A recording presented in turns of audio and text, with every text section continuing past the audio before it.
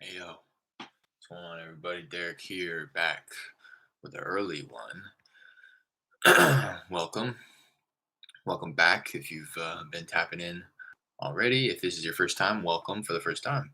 My name is Derek, covering everything wholesaling real estate on the channel, specifically virtually wholesaling real estate, as that's what I'm doing. Currently live in California, sourcing opportunity out in Houston. So if you're in Houston and you're looking to make something happen, feel free to reach out.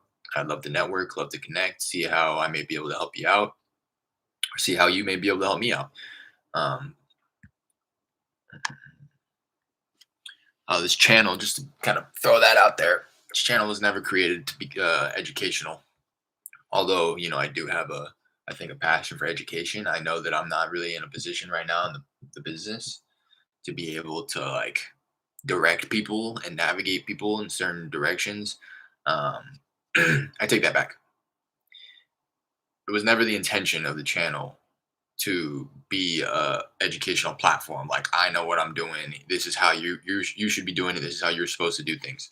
It was never that. It was this is me figuring it out as I go, day by day, learning something new every day, and um, wanting to bring you guys along that journey with me and kind of give you just an over the shoulder view of what it is that I do every day and how it is that I work through my leads and stuff like that.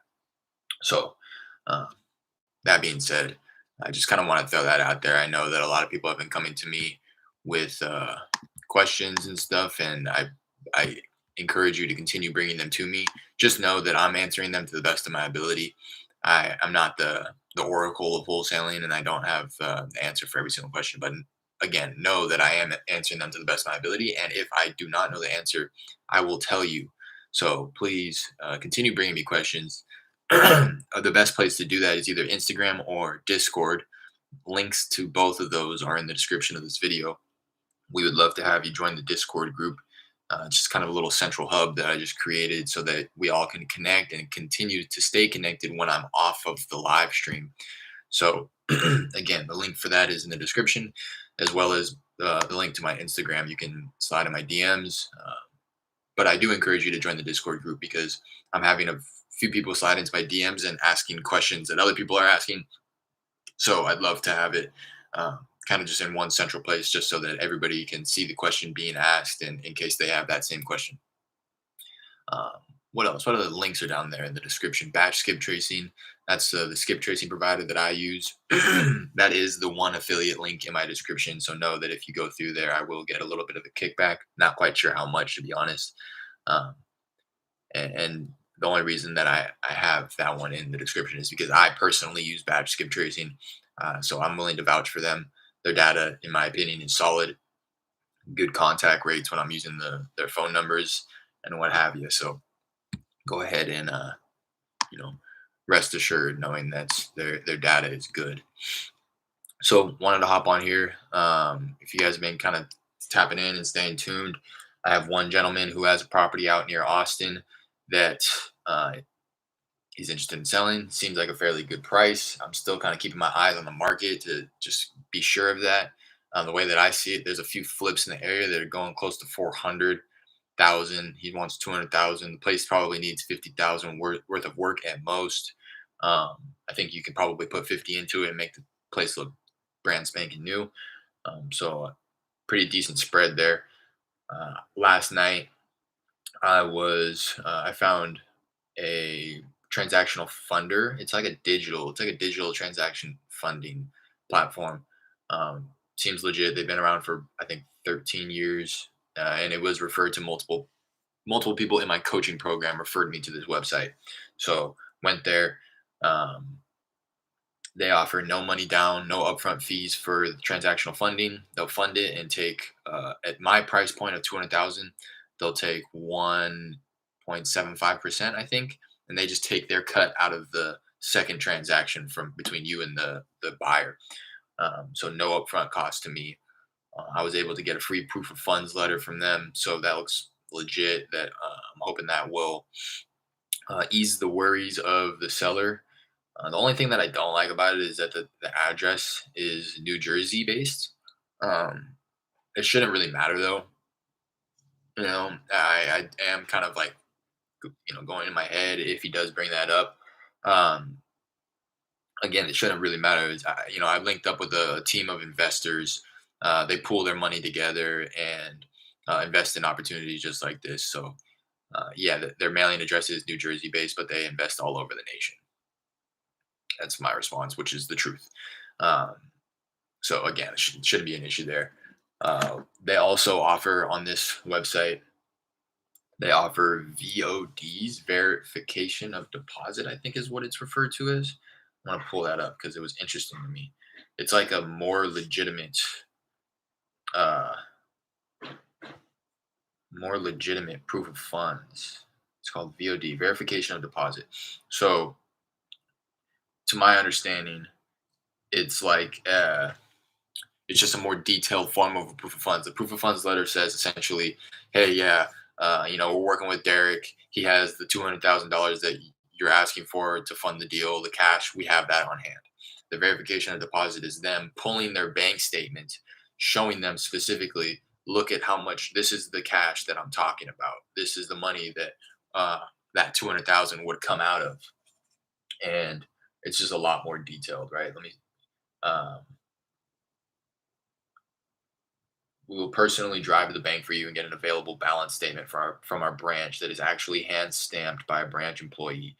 The verification of deposit available balance bank statement in our company name will be the latest verification of deposit produced within the past 30 days. It's meant for those imminent transactions where the only thing holding you back is a verification of deposit to prove that our company has the funds available, and a screen print or monthly bank statement is just not enough. Best of all, you may present this document as often as you wish to potential sellers. However, please keep in mind that it is dated, and most sellers will likely want to see the most recent one. So they charge $100 for that.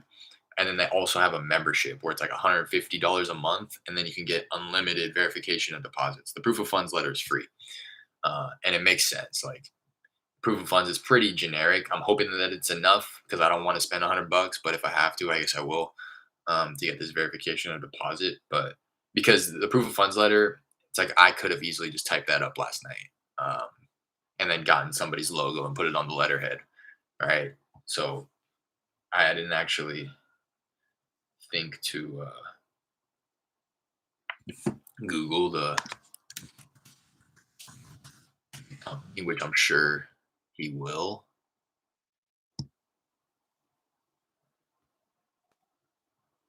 Yeah, so I mean, it pops up as best transaction funding. First thing, best transactional funding verification of deposit. So I mean, that's kind of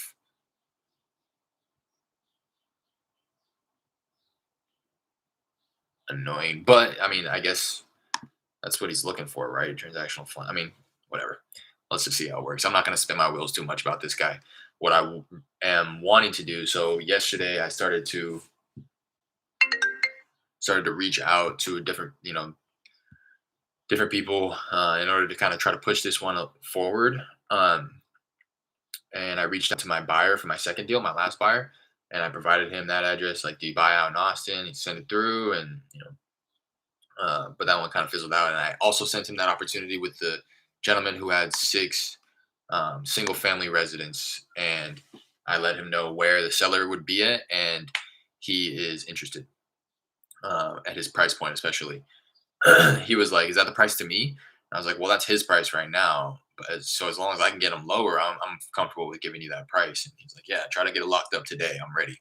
So I'm gonna give him a call right now and see if I can get him on the phone. That was pretty reassuring. That was all the confidence that I needed in order to move forward. Again, there's six properties, so I was kind of like jumping back and forth. Like, I don't know, is this one worth that much? Maybe this one's worth a little bit more. I don't know about the rehab on this one. There was just so much going on that it was hard to navigate. So what I'm going to do is give him a call back. Um, and that gives me a little bit more confidence moving forward as well, just to get these things locked up, because now it's been like a couple weeks since I've talked to the guy. And the last time I reached out was the first of the month, which was 10 days ago, and he hasn't texted back, but it was just a text, so I wasn't really tripping. Um, I think I might have called him as well.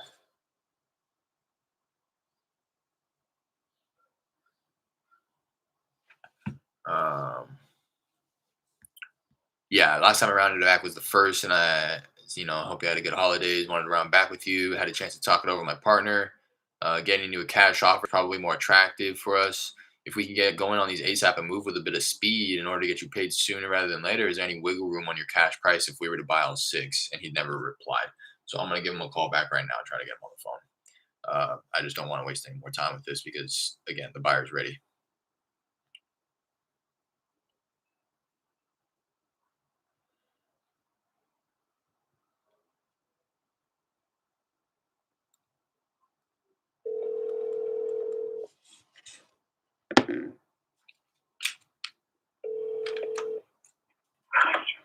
Hello, this is Jimmy.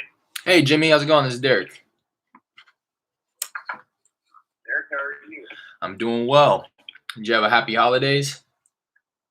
I did. Thank you. Good, good. Yeah, How absolutely. did you? Yeah, they're all right. It was I'd say a lot slower compared to recent years, but it was nice to take a step back and just relax for a little bit. Sure. All you good. Yeah, yeah.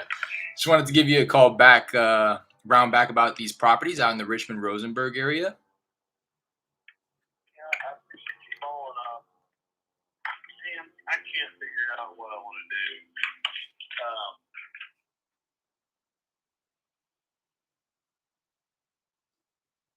I know this. I think you had sort of verbally super soft offer of like 575 cash. That's nowhere near what it would take to get it done. Mm-hmm. And I don't know what the number. I have a very rough idea, but really what I was going to do is stay.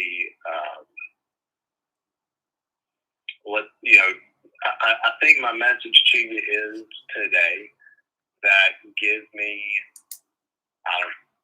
It may take anywhere from 4 to 16 weeks to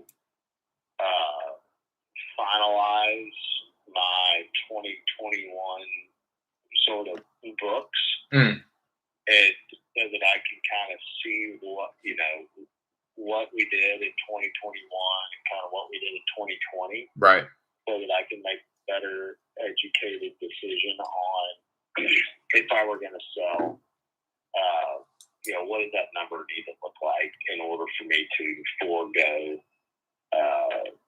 the cash flow from it? So Right. I think that's where I am. It's not a no. It's certainly a no at your 575 number. Yeah, yeah. And so I just need a little more.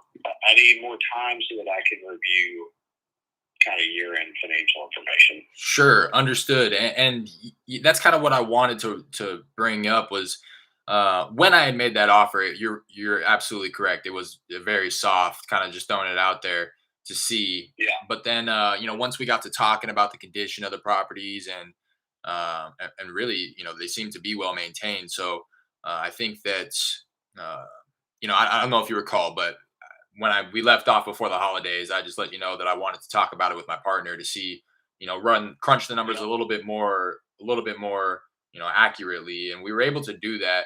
And saw your reply with the two options, what you were looking to net the 700 in cash or the seller finance. It threw me off for a second, but and again, if you recall, I thought you had maybe put a typo in for the 36 months as opposed to the 360 months. But once I took a step back, I realized, oh, okay, this is what you were looking for. So you had proposed the high interest, short term high interest there. So comparing the two options, the cash offer would probably be the route that we would want to take.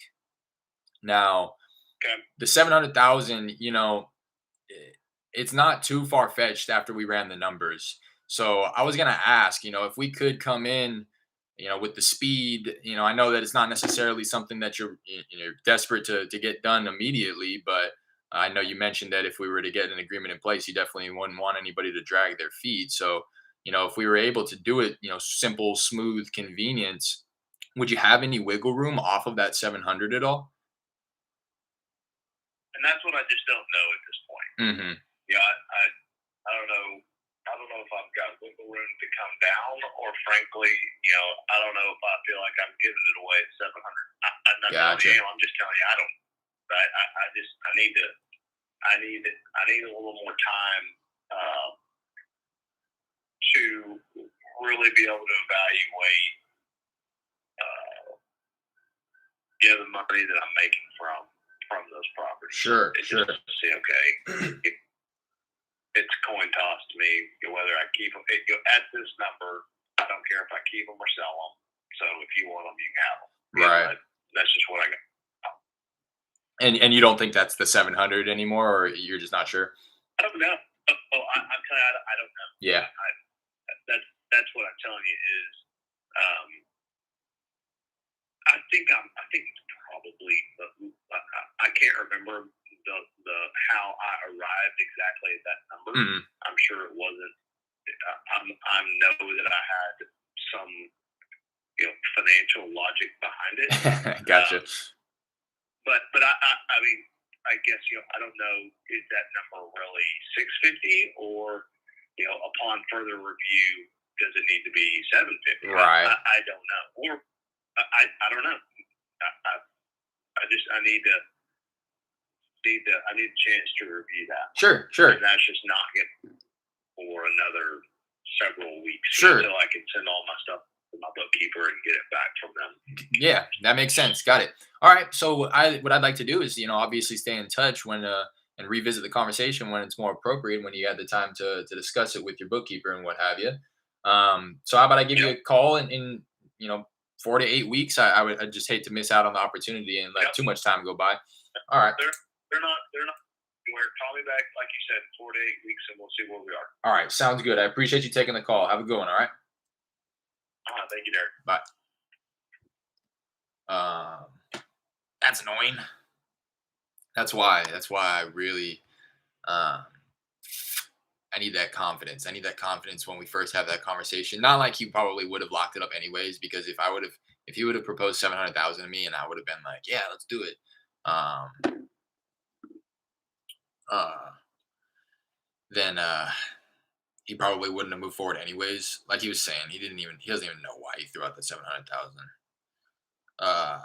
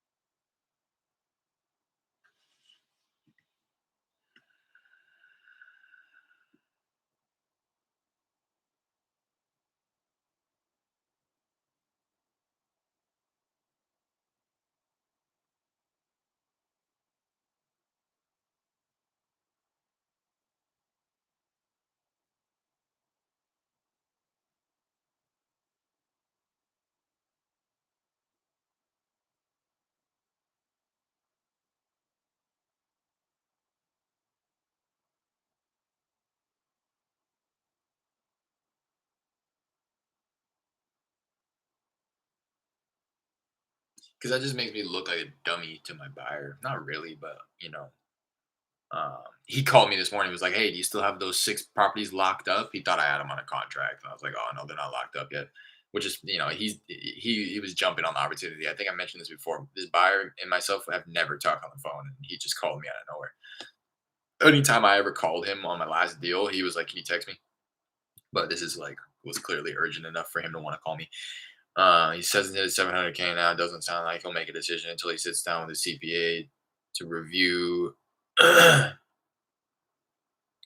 To determine how much he'd need in order to forego the monthly cash flow.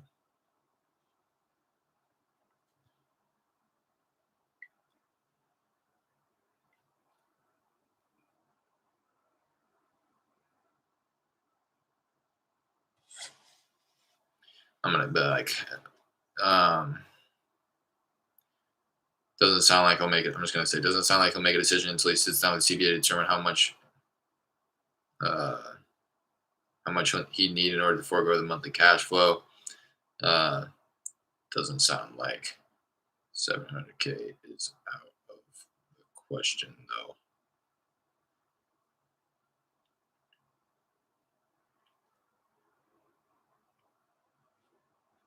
Keep you updated.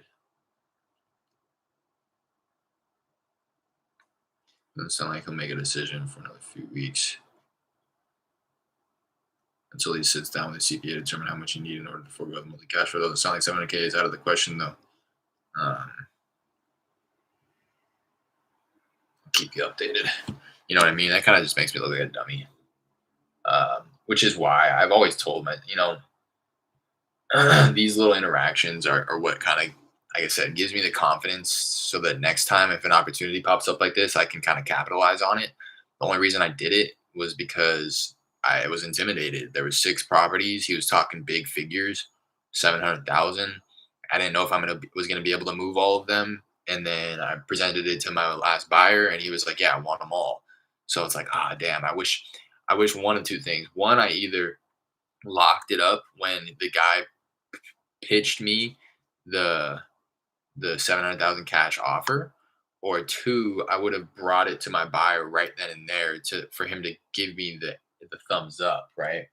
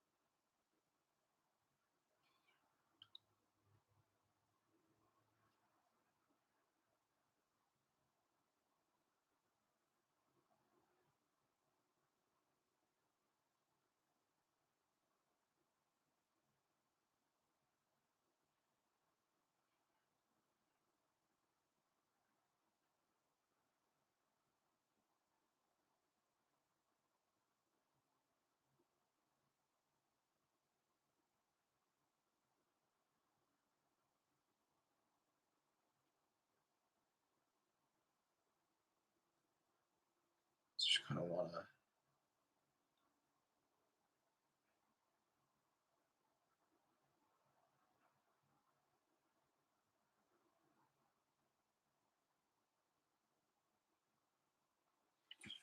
So I don't know if I finished that thought. I wish I would have done one of two things. I wish one, I would have either locked it up when the seller pitched me that offer, that 700,000 to begin with. But again, I don't know if he even, it's just listening to how he's talking now. I don't know if that was even a number that he was willing to move forward on. Even if I was going to be like, I think we could probably do that. Or, I wouldn't have openly said that right away because I think he would have immediately felt remorse. But if I would have negotiated with him a little bit, played the game, I still don't think that he would have been comfortable moving forward. He's saying that he wants to talk with his CPA, his bookkeeper. So, like, if he wants to talk to them now, and all the way that I see it, he probably would have still wanted to talk with them before moving forward with an agreement, even a few weeks back when he proposed the 700,000 offer or asking price. So I don't think it's no harm, no foul. I think the fact that I am following up and kind of staying in his ear about it will get him motivated to speak with his bookkeeper, with his CPA, to get me that answer. But or two, the second option that I wish I would have done is just brought it to my buyer right when the seller um, said that to me. I'm really like kind of like stuck in between a rock and a hard place when it comes to my buyers. I don't feel that so Cody, the gentleman, have I think we have gone back and forth enough through text and stuff, and obviously I signed one of my deals to him. Um, and I mentioned this in prior videos. I think he could have easily he bought that one sight unseen and then just asked for a quick property walkthrough after we already had locked up the assignment agreement. I I was anticipating quite honestly that he was going to come back and say, "Oh, this is wrong with the property. This is wrong with the property." He was in a position to do that, but he didn't. So right then and there, I kind of, it instilled enough trust into me to realize, okay, he's not one of those buyers that you hear of, those horror stories where they see how much you're making on the deal and they freak out about it and, oh, I need to way lower or whatever the case is, try to nickel and dime you. It doesn't seem to be the case with him, but I am still, I'm not going to lie, have some type of like nervousness to bringing, um, the addresses, the leads that I have to other people. You just hear so many horror stories about people screwing people out of deals, but I also, so that's why, like I get these opportunities. So in this particular situation, I get this opportunity presented to me. I am not confident in my own abilities or knowledge to know if buying these six properties at this price is worth it. The way that I run my numbers, it seems to be, like I said, the way that I run these numbers, I think that as is, the way that they sit, these properties are worth about 730, in my opinion. Um, which is why it's probably attractive to Cody when he's coming back talking about I think the 700 would work for him. I still think that he's getting the smoking deal at 700 to be quite honest. If everything checks out with the condition, and that's another thing. That's why I was a little nervous because there's six properties. It's one thing to have one property and to learn that the AC is a little bit older than what the seller's saying. They didn't disclose the little foundation issue on this property, but when there's six properties and the sample size is much bigger, one little thing wrong at every single property is going to reduce the value of the package as a whole. So that's where my head was at. But still, if you guys watch the videos, you would know that I think the 700 is still works. The only reason I wanted it lower was for my own confidence level, which is, I think, incorrect. I need to stick to the numbers and stay at a high level of confidence when it comes to negotiating these deals. Or if I do feel any bit of, hesitation or lack of confidence, then I just need to bring them to the buyer immediately. Bring that to my buyer. Like I said, I trust him now. I don't think that he's going to screw me out of a deal. So I just need to be bringing these opportunities to him immediately so that he could tell me, like he did, yeah, 700 works. So I can go back and hopefully catch the seller in a moment of not vulnerability, but like when the vibes are high. You can tell a good negotiator, they're going to stay on the phone, the rapport is going to be built, and then it's kind of has its ebbs and flows, the conversation, and you'll be able to feel the vibes when it's at high vibes and you guys are kind of hitting it off. The rapport has really been built. You guys are joking, laughing on the phone, coming to agreements verbally. That's the time at the peak of the conversation when the vibes are highest, the rapport is built at the highest extent.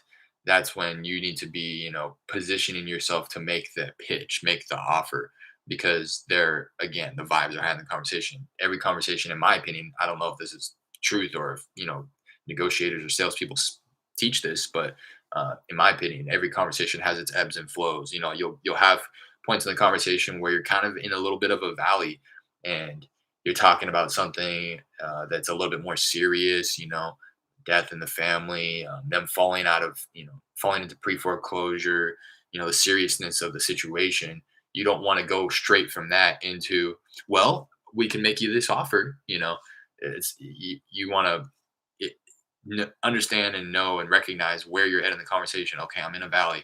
I need to build myself up to the peak. I need to build a little bit more rapport, instill this trust into the seller so that when I get to the peak, I can pitch my benefits, communicate how my solution will effectively solve their problem, and make my offer when the conversation's at its highest point. So that's where it was, I think, through text when the seller said, "Yeah, 700,000 I need to net." And right there is where I should have communicated to him, but instead I said, "Okay, let's round it back after the holidays." Boom, now it's back into the valley. And then I tried to reconnect with him when I was in a valley.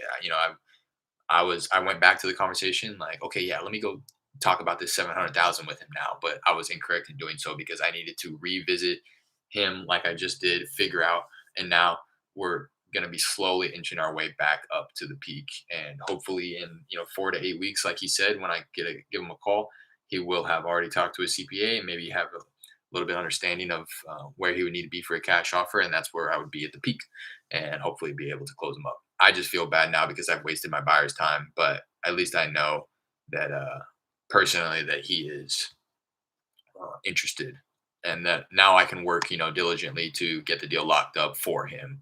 You know, that's another thing that a lot of people I don't think talk about is how at the end of the day you're serving your clients in this business, and your clients are your cash buyers. So you know you want to serve the sellers. Obviously you want to help them through whatever issue that they're dealing with and solve their problems, but at the end of the day the product is the real estate, and the clients, the customers, are the cash buyers. So you're sourcing opportunity for the cash buyers. You are getting the properties delivered vacant for the cash buyers. You're getting them at low prices for the cash buyers to make profit. you know yeah, the money is there for you, but it's not going to be there for you if the money isn't there for the cash buyer. So serve them first. um, I would say serve the seller first, serve your cash buyer second, and uh, you will get what you deserve after those two things are done. So I'm gonna leave myself a note. Connected with seller.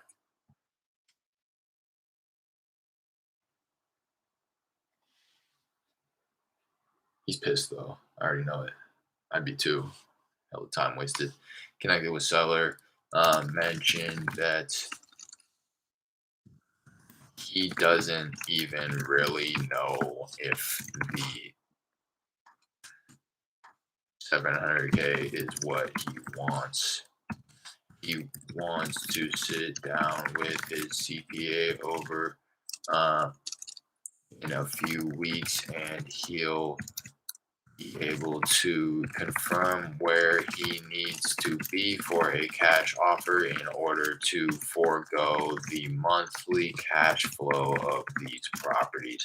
Hopefully that makes sense. So what he's saying there is I have 6 properties. They're all cash flowing. All of them are occupied by tenants. All of them are paying me rent on time. So every month I'm getting this much money, right? And what he's saying is he needs to sit down with his CPA. I don't know why he needs to sit down with his CPA to do this, to be quite honest. But I think it's just an excuse. I need to sit down with my CPA to figure out, and cross reference. Okay, all 6 of these properties are paying me this much money, and I'm collecting this much in rent. I'm cash flowing this. Okay, but I do have to set aside this much for taxes. I guess maybe that's why he wants to consult the CPA. Set this much aside for taxes. I have to set this much aside for capital expenditures, repairs. I have to set aside, this much if the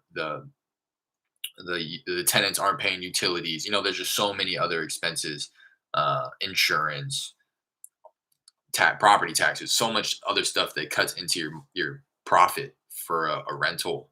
Now, I'm not speaking from experience, but I am speaking from education. I know that much, that if you're going to buy a rental, there's a lot of other things that you have to consider. So just because your mortgage is $500 and you have a tenant paying you 1,000 does not mean you walk with $500. It likely means that you probably walk with 100, or something small. But so then he wants to sit down with the CPA and say, okay, that's what's happening with my properties right now. If I were to sell for 700,000 cash, how much am I going to have to pay in taxes? Am I going to be able to roll these over into any other properties? And that's what he's going to want to consult his CPA with. What's the cost benefit analysis of holding these properties, continuing to manage them and collect the cash flow, versus selling them all right now? At what price would I have to sell them at in order for it to make sense to forego this? And that's why it's a little difficult, because he's pretty analytical, and he's a savvy investor, and he's very to the books. So it's going to come down to a point where he's going to pretty much ask what the properties are worth. You know what I mean? And it's no longer going to be a deal. I don't want to put that out there though. Knock on wood. I feel really good about it. He doesn't sound like what I was going to say is the one thing that he won't be able to communicate and talk about with his CPA is the non tangibles that comes with it. So yeah, on paper it may be better to hold the properties, but on paper you can't dictate and factor in the time, energy, and resources that goes into managing 6 properties. I don't know if he outsources that, but it's still, based on my understanding, you can't just buy a property and give it to somebody else to manage, they're still going to loop you in. You still have to. You're still the decision maker on the property. There's still things that come with managing six properties, even if you do have a property manager. So that's what I'm hoping that he at least considers. And because that's what it is that I'm offering essentially. And the speed and convenient offer is just being able to exactly what it sounds like, speed and convenience. You don't have to do anything. This is a hands off. All I would need for you is to serve your tenants a 30-day notice and see to having them vacate in a timely fashion before closing. And then other than that, then we can just get you paid. So I'm hoping that he at least knows that. Uh, I don't know if I did the best job of communicating that, but he was not going to make a decision today regardless. So he was starting to get a little irritable. It sounded like I was trying to dig a little deeper just to understand his situation and figure out so that I can future pace and set expectations of when I'm going to be following up and how it's going to look. And towards the end, I was like, so even at that 700,000 mark, he was like, well, that's what I'm saying. That's what I'm saying. I just don't know. That's what I'm telling you. I was like, all right, I'll call you back then, bud. Uh, He wants to sit down with the CPA in a few weeks and he'll be able to confirm where he needs to be for a cash offer in order to forego the monthly cash flow of these properties. Gave Derek permission to follow up in 4 to 6 weeks. Yeah, that's bothersome. I'm gonna say also, Cody is interested in properties at the 700K mark.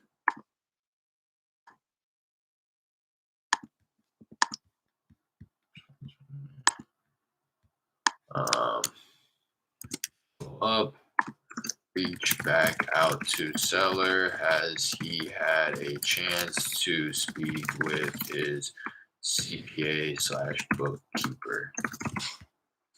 So, does he know how much he wants for these six properties? Cash he wants. And I just like the way that we're talking. He's not he's very clearly entertaining the conversation. And it's not like any other seller who's like, yeah, give me an offer. Like we're talking about it. And well, let me set this one to fall on February 8th. When I said, okay, let me follow up in, 4 to 6 weeks, he says, yep, the properties aren't going anywhere. So, just like when sellers say stuff like that, or when they say like, yeah, I have your number saved, you'll be the first one I reach out to, or um, like, is this the best number to reach out to you at? Like when they start saying things like that, it's like, okay, if they ever do decide to sell, when they decide to sell, as long as I am actively and consistently following up with them, then I don't think it'll ever be an issue to um, miss out, on the opportunity. That's kind of what I mentioned, and he was like, "They're not going anywhere." Um, to me, that sounds like when they do go somewhere, they're going to be going to you anyway. So nothing to worry about there. And following up in 4 to 6 weeks, he sounds like the guy that the conversation's going, and it kind of sounds like the guy where even if he was going to entertain a conversation with somebody else, he would likely round back with me first to see where I'd be. Hey, I got an offer for this. Where do you think that you'd be able to do something similar? I know we've been talking. He seems like a kind of an honorable guy where he wouldn't just cut me out without at least looping me in to let me know that he was deciding to sell. So I'm just glad that he picked up the phone and I was able to get that answer for my buyer, although it's not the answer that he wanted. I'm gonna hop on the dialer. Uh, Appreciate you guys, whoever's in here. Do me a favor, hit that like button if you haven't already. I'm gonna hop on the dialer for a little bit. Um, Actually, yeah. Should I dial? Should I cold call, or should I follow up? I have a lot of people that I could follow up with. Um, what I wanted to do was reach out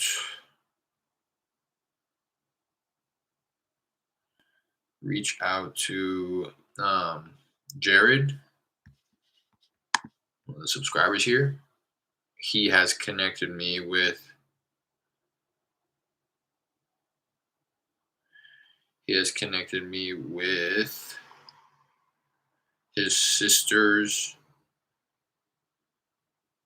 his sister's friend who is going to try and swing by to take some pictures of that property that I was talking about yesterday, the one out near Austin. Um, so what did I want to text her right now?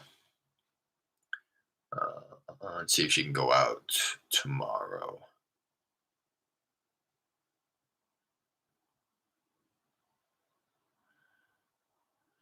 Kind of do that on the side. Um, just gonna organize a little bit here. I have some past due tasks that I've already completed, especially the ones from yesterday. I may or may not need to find a new title company out near Austin. I So if you guys are on here and you are familiar with the area, Bastrop County, let me know, and I would love to pick your brain on a title company out there because I may need to find a new title company closer to home. I reached out to the title company that I use in Houston, seeing if they can facilitate it all virtually. They have not gotten back to me yet, so I don't want to count on it. Um,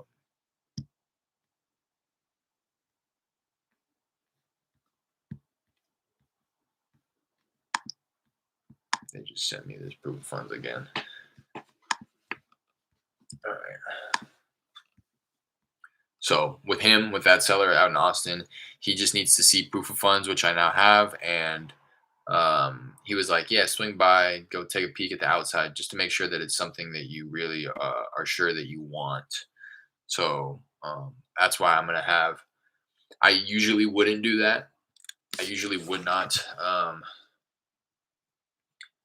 go out and take pictures beforehand, but he already has given me pictures of the interior, and um, if I go take pictures of the exterior, it'll allow me to have all the pictures that I need. That way, when we do get it locked up tomorrow, I can immediately start marketing it to buyers, and I don't have to, whereas in the past I have gotten it locked up without seeing it, right? And then having to wait till like day 2 or 3 or 4, depending on the availability of my property specialist who goes and takes my pictures. I might not get those pictures back of the property until like day 5, right? Out of my 14-day inspection. But now, if I go get those pictures taken before, I can pretty much build the property profile the second we get the contract locked up, and then immediately start marketing it to buyers, so I can have those full 14 days um, to get the word out. And then I also, uh, as opposed to having to go in and out multiple times, which is something that he's concerned about, I'll only need really one day, an hour or two tops to have my buyers walk through it. And yeah, so that's what's going on with that one. Nothing crazy, but hoping that I can get her out to the property tomorrow to take some pictures, and hopefully able to lock it up as well tomorrow afternoon, or either tomorrow afternoon or Thursday. I'm hoping that that one gets locked up. Hoping to have the pictures by then, and then hoping to round back with him and hash out all the details. So let me see. I still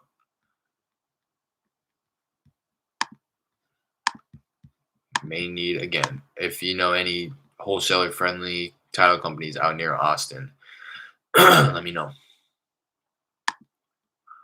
Uh,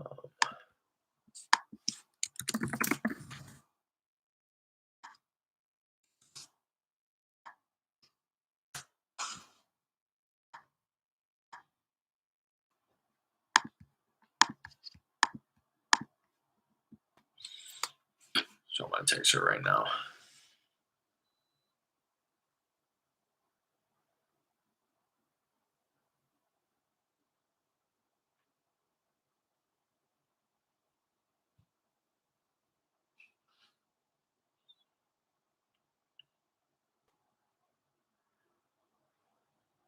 mentioned. Uh,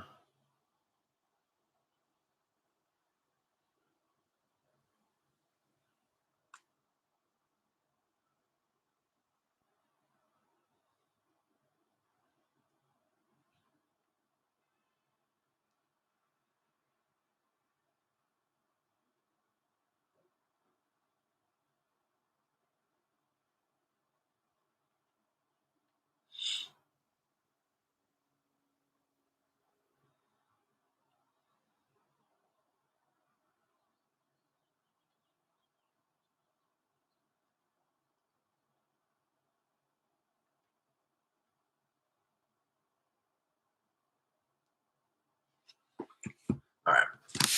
So that's that. I don't want to waste any more time on either of those leads. Um, Instead, what I'm going to do is hop right onto the campaign. No time wasted.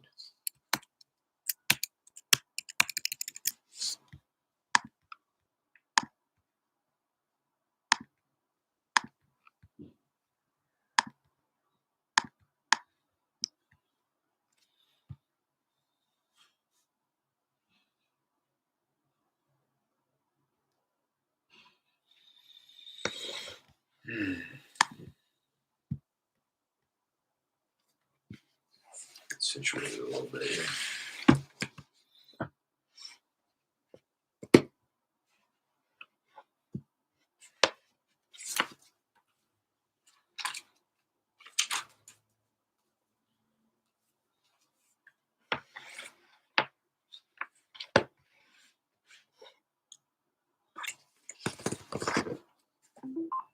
Hello? Hello?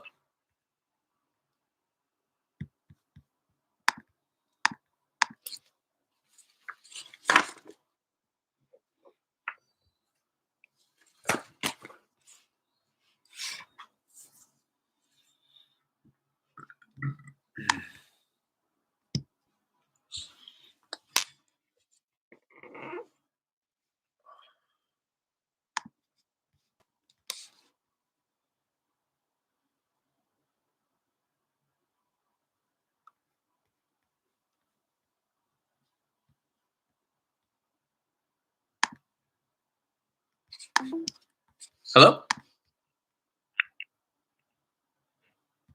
Hello? No, Hi, is this Mr. Lister? no. Oh, I'm sorry. I'm not sure if I have the right number here. Hopefully, you can help me out. I was looking for the owner of a property on Westover Street. You didn't find him here. Okay, okay. I'm sorry about that.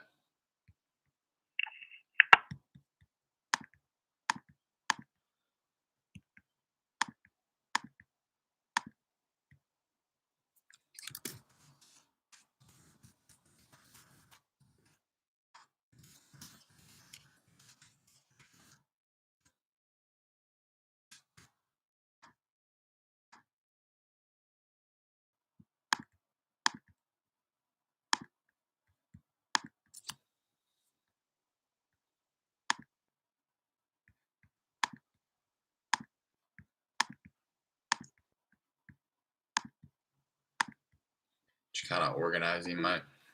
Hello? Hello? Hi. Is this Miss Lister? No, hold on, please.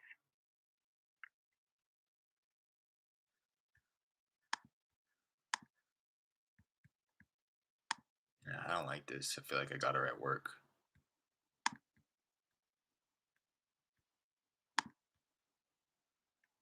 Hello? Hi there, Miss Lister. Yes? Hi, how are you doing? This is Derek. Um, This is who? this is Derek. I'm sorry. I know this is a bit random here, but I was calling about a property I believe you own on Westover Street. Yes. Yeah, I just wanted to give you a quick call and wanted to see if you would ever consider an offer on your property there. You ever considered No, selling? no, I'm not ready. No, okay. While I have you, would you happen to have any others you might consider selling at the moment? No, that's it. I've sold all of them. Oh, okay, okay. All right. Well, do you think that you may be interested in the near future at all? I can't tell what the future holds, but right now I'm not ready. No. Okay. All right. Completely understand. Well, I appreciate you taking the call. Thank you. Bye now.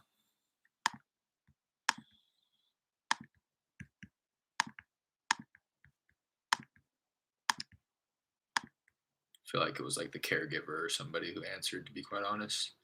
But I was saying I'm just kind of cleaning up my text platform while I'm in my dialer, just in case you're wondering what I'm doing with all the clicking. Just kind of reorganizing my follow-up tasks, things that I've already done, checking them off.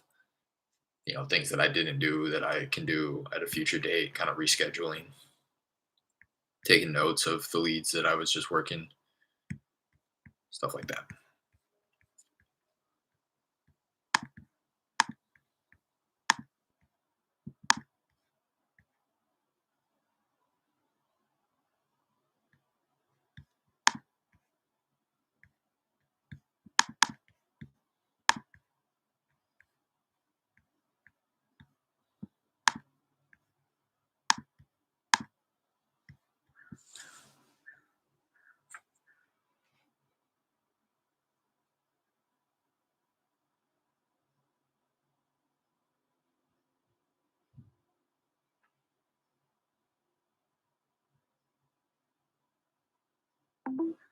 Hello? Hey, Mr. Humphreys. No, you got the wrong number. He hasn't had this number in years. Oh, I'm sorry about that.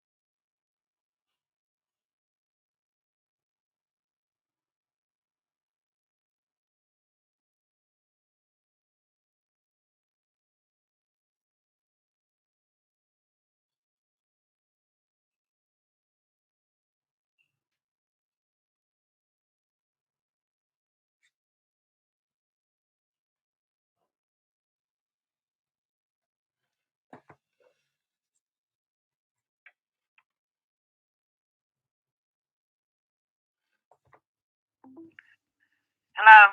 Hi, Miss Richards. Yeah, I pressed 9 to be removed from this list. We don't want to sell the house, so don't call no more. How did she know?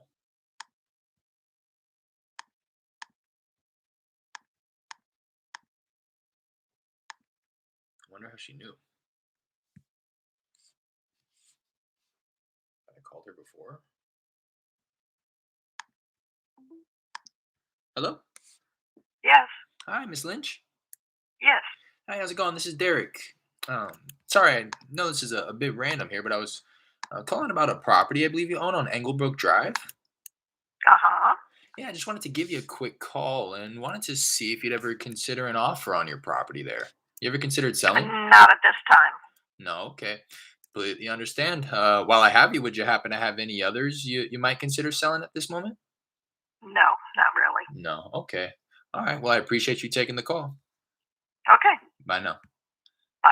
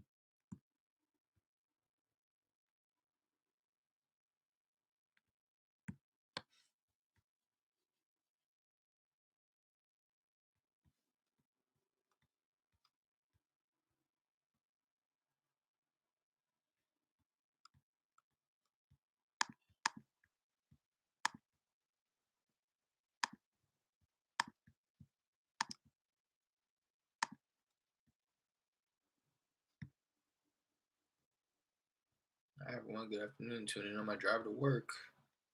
Hello, Roxy. Good afternoon, huh? I guess you're East Coast. I thought I was getting started early. Hello?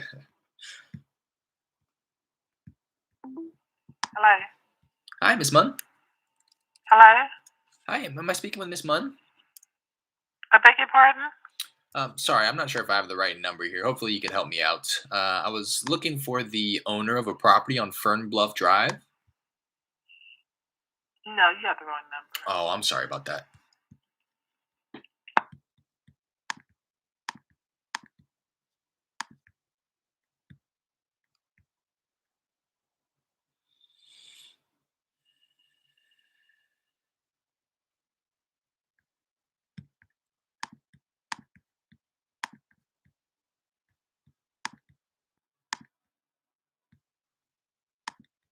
Appreciate you, Roxy.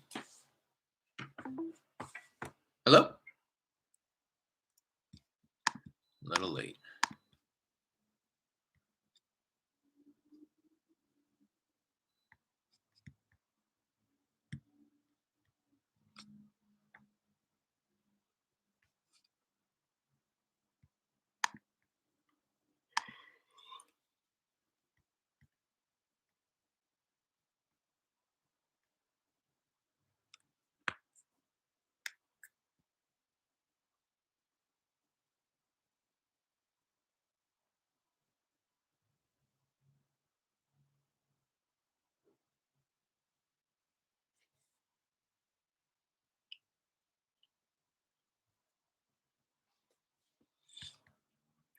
Little late.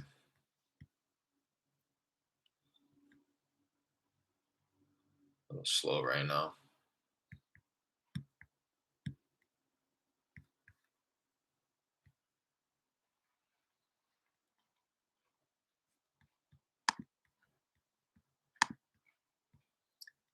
At the 1 hour mark, might just start making some follow up calls.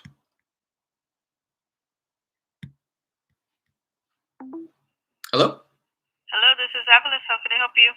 Hi, I'm so sorry. I think I dialed the wrong number here. Okay, thank you. Hello? Damn. Just missed her. That's what's so frustrating. It's like both of those lines probably picked up at the same time, and the one that patched through first was the wrong number. And then the second one might have been the wrong number too, but uh, didn't have an opportunity to see if it was or not. Because by the time I got to that second line, they had probably already been on the phone for a few seconds saying hello, hello, and then hung up by the time I got over there.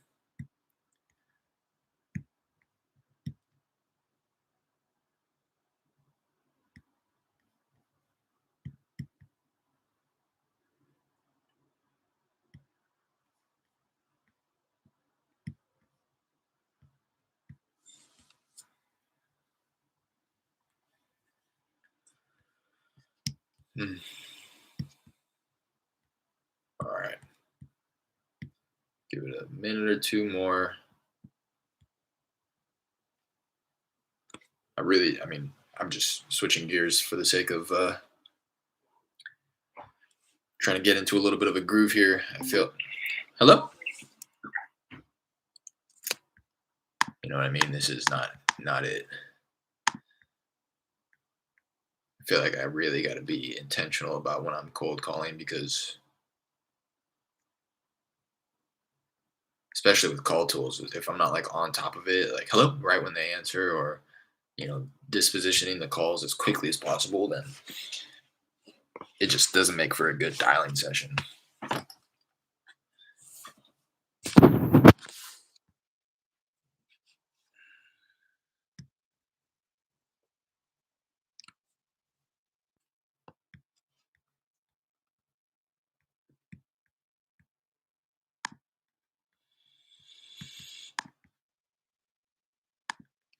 All right.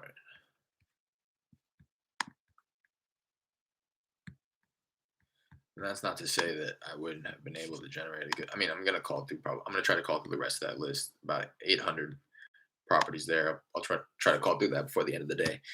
Um, but what I want to do is try to get some people on the phone. I don't know. I've just been in the mood to talk to sellers, so cold calling is just not really a.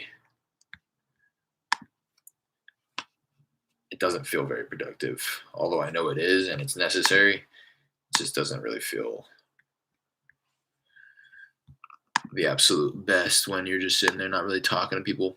Um, God, I don't know how to comp anymore without PropStream. This gentleman's house is worth 282's estimates. He said 275 is a number he'd be hoping to walk away with, but that was before he told me about the condition of the property and what he would do to it. Also, that he would have to find another place to move. He hasn't even started looking yet. So I think that he'd be flexible on that price for sure, because I would need to be something way lower, to be quite honest. But I think that he has enough going on, and I don't know quite what his motivation is other than to move um, and relocate. But I'm hoping that he's motivated enough where he can bend on price a little bit. Price was just one of the first things that I asked, and that's why I'm not giving too much consideration to it, because I literally texted him saying, "Do you want to sell?" And he says, "I'll sell, but I'm not giving it away." And I said, "Okay, well, did you have a number in mind, right? Just to get straight to it, to see if I was wasting my time or not." And he said 275, which was below this estimate, which is good, but obviously I would like it to. I'm not going to comp this before I call the guy. That's something that I want to get better about. Obviously, I would have liked it to be a little lower, but I've found that in the markets that I'm marketing in, that this estimate can sometimes be as much as 50,000 less than what the ARV truly is. So it's 282. Let's say, like, optimistically it goes like 315 ARV. I would want to be at, like, he says this is the type of repairs or condition it's in. Roof has some hail damage. Heater's about 1 year old. Plumbing's been changed. Slab has been leveled. May still need work.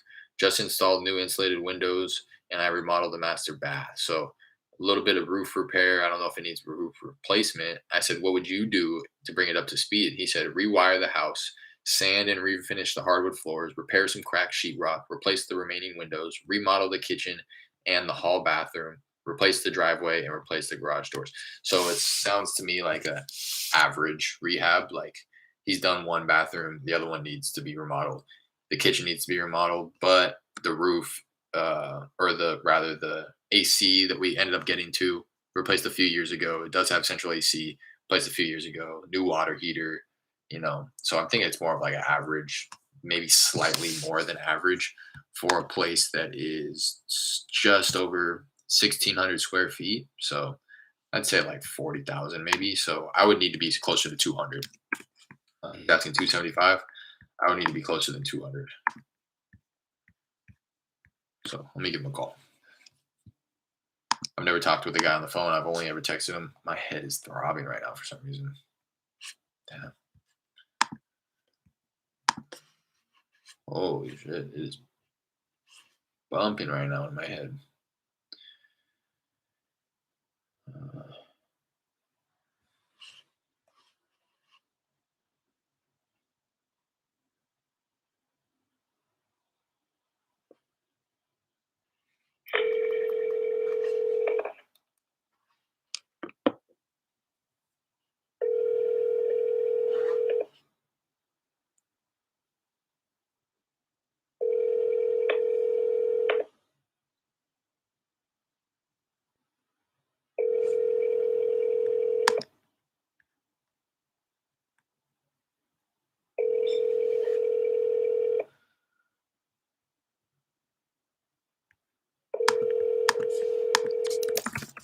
Your call has been forwarded to an automated voice messaging system.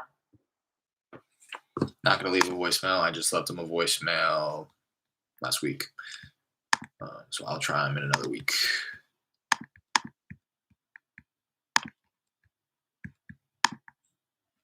I'm gonna text him. I'm gonna shoot him a text in like a couple minutes, just so that I'm not texting him and calling him from different numbers back to back. Not like it matters, but I just clearly, I'm always gonna. I'm moving forward. I'm gonna operate under the assumption that um, if anybody's not answering, it's not because they're ignoring me. It's because that they're in the middle of something else, right? I'm gonna start telling myself. I'm gonna start. It's very easy, I think, to paint yourself a negative story and jump to conclusions and assumptions, but I think it's just as easily done in the opposite direction where you can tell yourself something that is actually beneficial. Like, oh, they missed me in the middle of something. You know what I mean? He's just in the middle of something. He's not looking at the phone saying, Derek's calling, I'm not going to answer. But I'll shoot him a quick text right now. Say, hey, Jerry, hope you had a nice holiday season.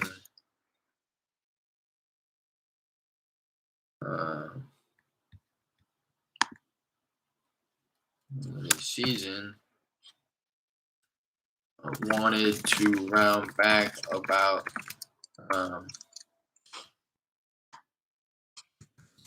had you done any researching into where you think you'd want to move to next? That's how we left off. Have you done any?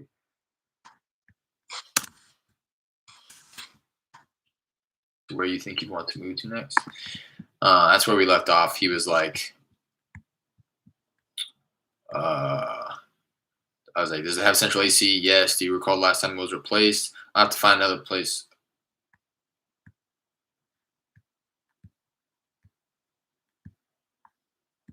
That's weird.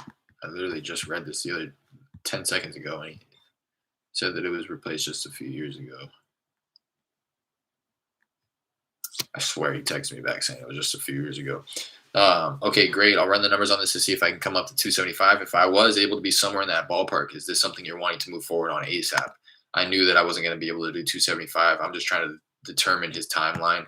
He says, I'll have to find another place to live before I can sell this one. I said, okay. Would you need to use the proceeds from this property to buy the next? Yes. I haven't even started looking yet. I'm thinking of moving to some small town. I said, okay, let me propose this. Why don't we take the holidays? You do a little bit of research and figure out where it is that you're going to want to move to, and then we can revisit the conversation in the beginning of the year. So that's what we're doing now, which is why I went straight into, hey, have you done a little bit of researching to determine, where you'd want to move to? So hopefully he texts back with that. If not, I'll give him a call in a week.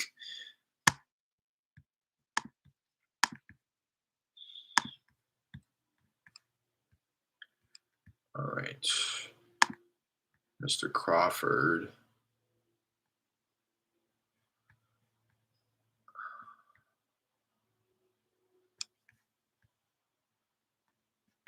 Okay. Called him last week too. He didn't answer, left him a voicemail. This gentleman, I contacted him on one property. He's like, I renewed this lease just a couple months ago, so it's going to be a while, but I'm in the process of selling my personal residence and another rental at the end of January. Here's the address. You want to make an offer? And I said, yeah. Did you have a number you'd be hoping to walk away with? He said, there's a similar house in that neighborhood that recently listed for 250. If someone took mine as is, I'd consider much less than that. I would need to be about 150, assuming that a light rehab is all that's necessary. And then I think I said,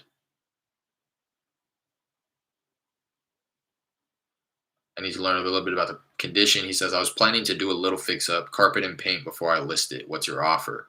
I said, for a cash offer, I'd like to be in the range of 115 to 130. Now, that's if carpet paint is all that's needed.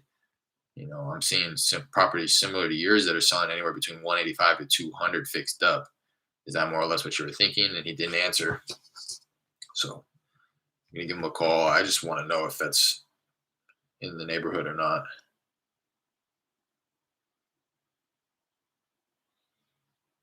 That's the problem. I would assume that that's not because he didn't answer, but I'd like to at least know. Hi, this is John. Sorry, missed your call. Please leave your name. Yeah.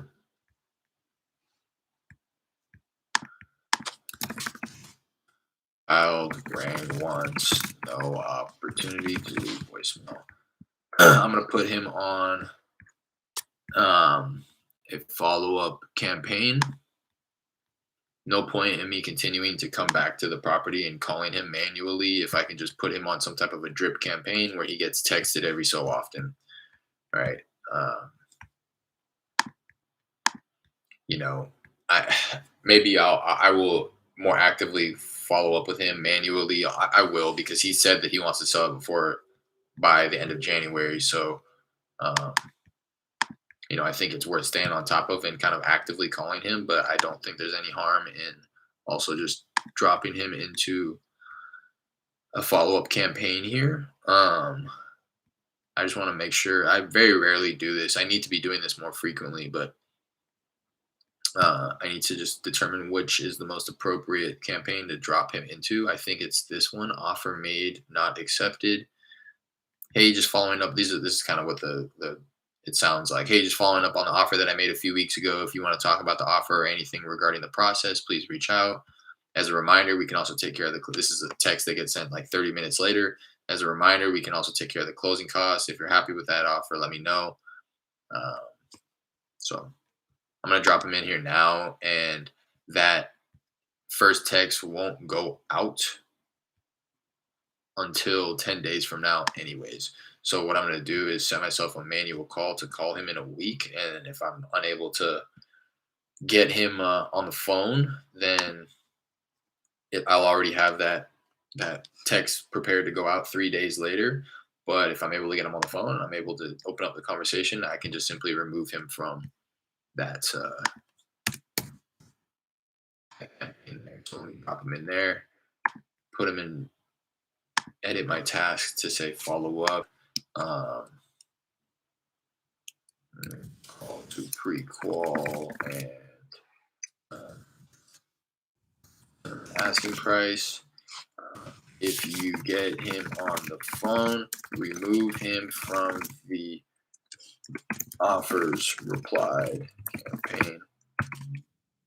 If no answer, the first text for, just to remind myself, for that campaign will go out in 3 days.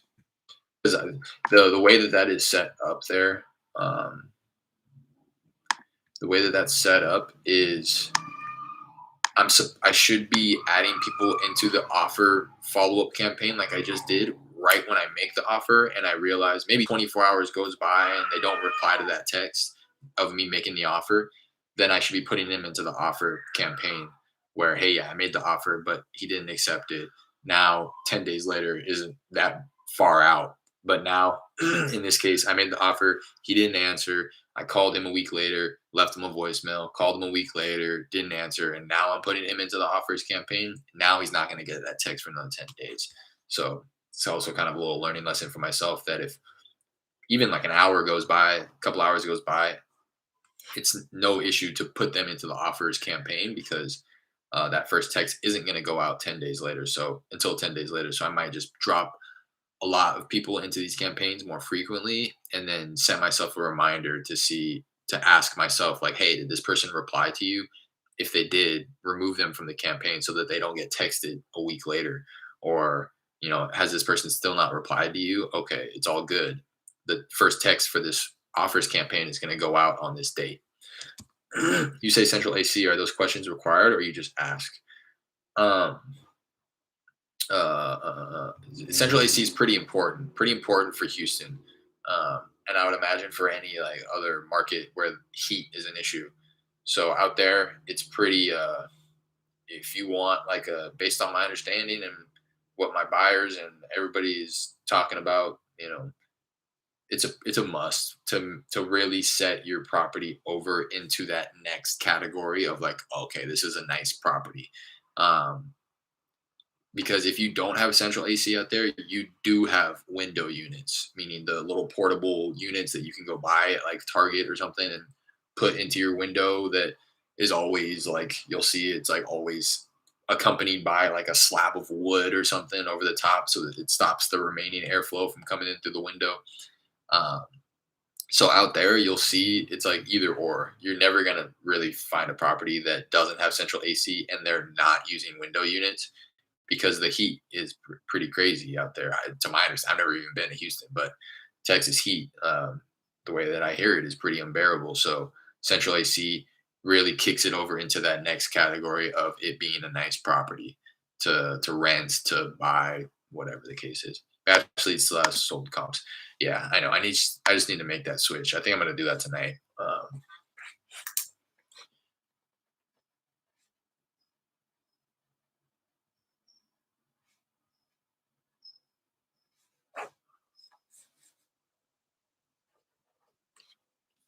I need to do that tonight.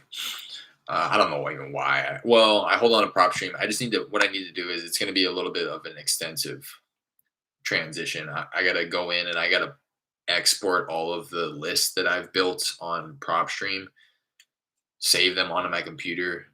That's really it. I'm just making an excuse for myself. It's really not going to be that much of an issue whatsoever. Just gotta do it. All right. So that's that guy. Again, he'll get that text in 10 days. Well, I'm going to call him before then. I'm going to call him in a week and try to open up that conversation. It sounds like he's probably ignoring me, though, hanging up on me. I recall that happening last time when I called. It rang one time before it dropped. But like I said, maybe I'm just painting myself the incorrect picture. Maybe he just is in the middle of something and I don't really call him at the right time. So dialed, left this woman a voicemail. Um, Angel, I'm just gonna shoot her a quick text. Uh,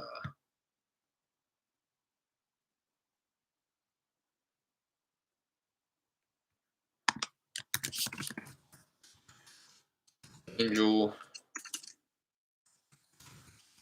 just rounding back about your place on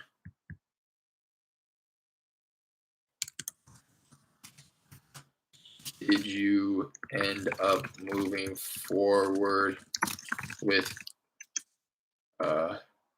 you end up moving forward with any of the offers you had?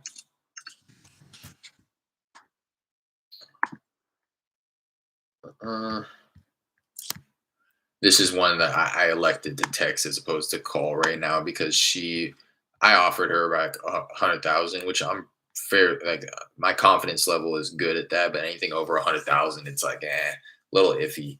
Um, but she's saying she has other offers. And the last time that I talked to her, I don't quite know when that was, mid December or something like it. But she said, "Yeah, I have an offer for around 125 to 130 that I think I'm going to move forward with." So, um, and then I was like, "Okay, well, I'd love to kind of be there as a backup offer." And she's like, "Well, to be honest, I have other backup offers that are more than your 100,000. So this one probably won't happen, but just tapping in every so often, just in case the offers that she has are people trying to play games with her." Um, or somebody who doesn't know what they're doing, because I'm pretty sure that's around what her asking price was, if I'm not mistaken. Um, so I'll follow up with her weekly. This is something actually I'll follow up with her weekly for another couple months, but this is something where I think may be appropriate to build a separate follow up campaign, like I just did for the offers, and drop that guy into the offers campaign, where it's like, hey, just following up on the offer I made a few weeks ago. Hey, it's automatic. So I'm setting up the language ahead of time and then just simply dropping them into the campaign so that they get texted every so often, tailored to their specific situation. What's up, Jared? So in the last leads case, it was following up on the offer that was made. But what I was going to say is I think it would be appropriate to create um, a replied campaign for sellers who are accepting a accepting a higher offer, and that would look something um, like pretty much what I'm saying right now. That's what sparked the idea. Is pretty much when I go and tap back in with this seller every time. I'm just saying, hey, just wanted to round back, see if you ended up accepting one of those higher offers. If you accept that offer, just want to let you know that we're still interested. If it seems like the buyer is up to some funny business, so please save my number and reach out if anything ever changes. Just something like that. Very generic, general that can be applied to anybody in this specific situation, which is them going with another offer, right? Beating me out. Somebody beat me out. Uh, I lost to the competition. I want to create a campaign to where I don't have to continue coming back to this lead and manually texting her every time. I want to see if she accepted that offer or if they closed or whatever the case is. I just want to be able to put her into a follow up sequence, a drip campaign, so that it happens automatically. And then if she does reply, then I go back and I manually handle that. But until then, it's kind of a waste of my time to continue going back there and trying to tap in every single time. About to listen to this while I go drive for dollars. That's what I'm talking about. Happy driving. Drive safe. So that's Angel.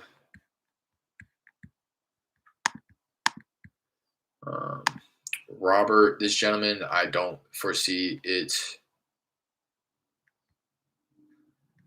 being one that's I don't know. This guy was like, I'm gonna be honest, Derek. You know, to be straight up, Derek, we are investors and we'll be selling to the highest bidder once we get a fix on a starting price. We're at least a month to 2 months from that point. Renters are in process of moving out. If you're still interested in getting in the loop, let me know. And him saying that, just like, yeah, I appreciate him saying that because it does kind of turn me off. I want to stay in the loop though, figure out where these offers are, where I would need to be in order to compete. Um, but I don't foresee this being one. He doesn't have a problem that I can solve, right? He just wants to sell and he wants to sell to the highest bidder. So I may even, to be quite honest, just toss this lead. Um, he won't be listing it. I confirmed that. So he will be selling it off market. So it just comes down to, I guess, who he trusts and how much work he's willing to do in order to find that buyer. So on December 20th, he said that he still in the process of getting the renters out. We had ballpark offers from 200 to 230, but I understand the higher numbers are for in top condition and it is needing freshening up. We're gonna try to get in there. He said check back first week in January, see where we're at if you're still interested. So I texted him on the 6th of January. He didn't text back, so I'm just gonna text him again. Hey, just rounding back to see if you had a chance to. He's just rounding back to see if you had a chance to check out the current condition of your place on.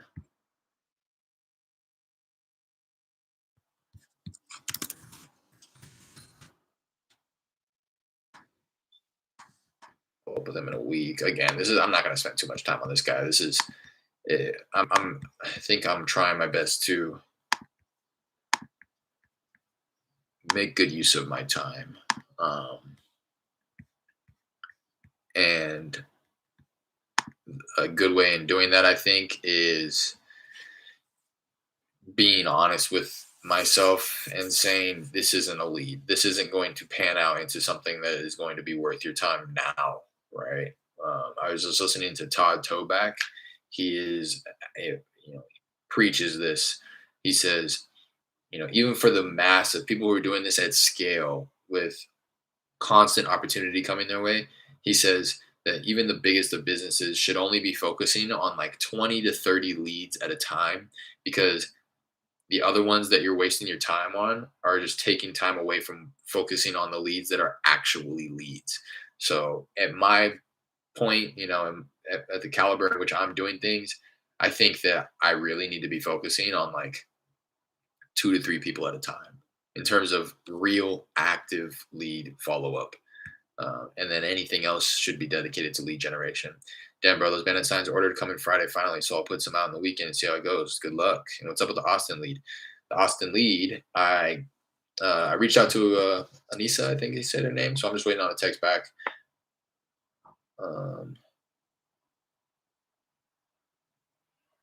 Yeah, I'm just waiting on a text back. But I got proof of funds last night, hoping that will. I mean, it's pretty generic proof of funds. I do intend on using these people for transactional funding if I do end up getting it under contract and wanting to double close on it. So I feel very comfortable in presenting the proof of funds to him. But it's just a matter of if it's going to be enough for him. Um, this company also offers a verification of deposit, VOD. This is the first time I saw it last night when I was researching it, but essentially it just seems like a more detailed proof of funds where they will go and get a bank certified, like stamped off by the teller at the bank, um, showing the amount of money in the bank account so that you can say, hey, look, yeah, I'm offering to buy your place for 200,000. Here is a bank statement for, 500,000 or whatever. We have the funds. Hoping that I don't have to do that because that costs $100. They charge $100 for that. I'm hoping that this proof of funds is enough for him.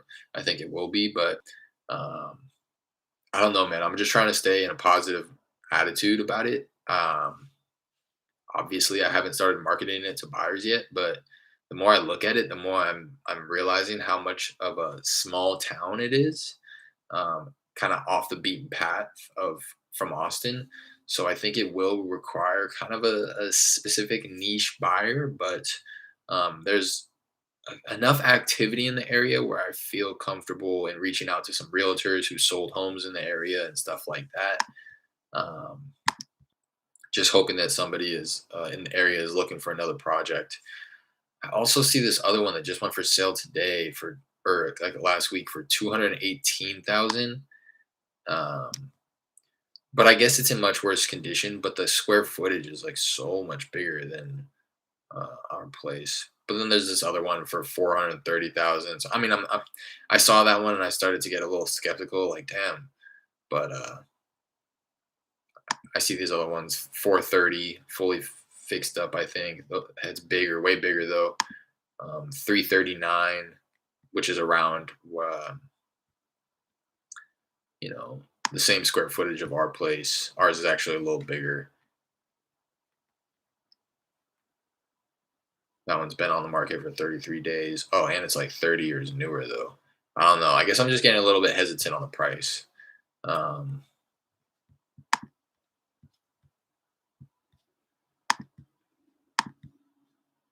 but again, I mean, I could sit here all day and do this because I'm looking at ones that sold home type, house, more filters. I just want to go year built, like maximum 1960, lot size maximum 9,500, square feet max like 1,800.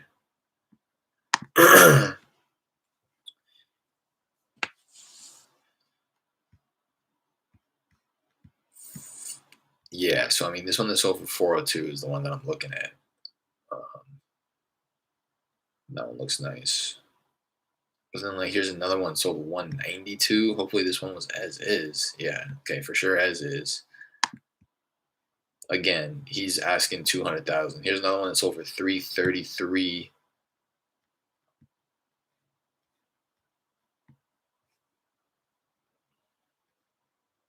But this is also what was listed at. So like this one, I think is a perfect example. This one listed at 333 per Redfin, but when I pull it up on PropStream, let me see if it even says it anymore. I don't think it says it in terms of MLS. Yeah, so it doesn't have MLS details, but it does have a last and prior sale estimated 400,000 back in August. I wish I would have written these. I don't know. Whatever. I'm not going to spin my wheels, spend any more time on it. I'm going to go with the 200,000 and I'm going to move forward. What company did you use for proof of funds? Let me get that for you.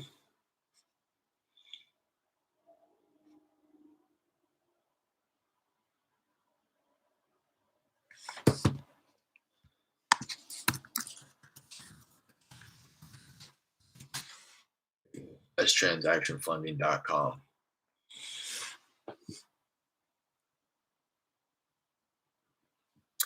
Just know that I've never used them before. This is the first time that I'm exploring the option, so I can't necessarily vouch for them, but They were recommended to me by, well, not to me personally, but through scanning the group that I'm a part of. The website got tossed around a few times, so I was like, okay, let me mess around with it.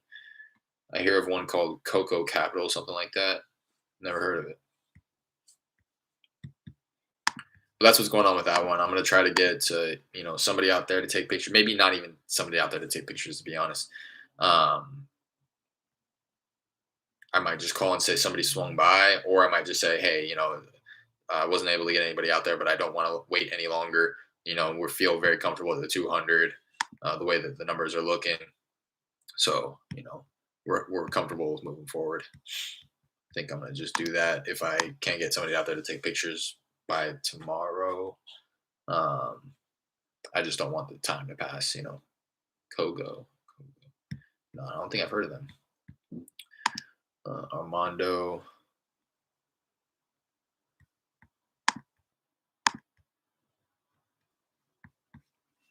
All right, I'll call this guy. Never really had a conversation with him other than the response. I said, hey, have you given any thought to selling your property? Can we talk about it? Yes, great. How soon are you looking to sell? Within the next 3 months. Okay, sounds good. Are you free to hop on a quick call so I can learn a little bit about it? No, I'm at work right now. Okay, when's the best time to reach out? No response. I said, I'd love to get you an offer. Followed up like a week later. What's the best time for me to give you a call? No response. Or if you'd like to just text, that's fine too. No response. So it's been a while. I don't even know if this is the real guy. So I'm just gonna call him. I don't know if I've ever called him. Yeah, I called him and left him a voicemail last week. So try him one more time.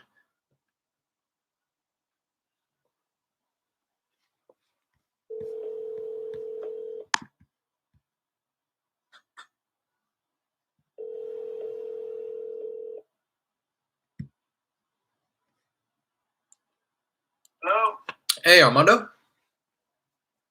who's this? Hey, this is Derek. I'm not sure if you recall, we actually went back and forth a little bit through text a few weeks ago in regards to your property over on Hazen Street. There you go.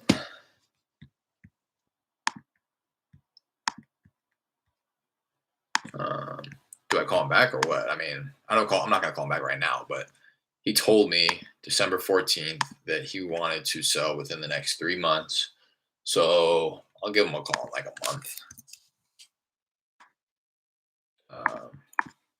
Connected with seller, hung up immediately once Derek mentioned the property. Again, the only reason I am going to set myself a follow-up call with this guy in like a month is because he specifically told me that he wants to sell within the next 3 months. So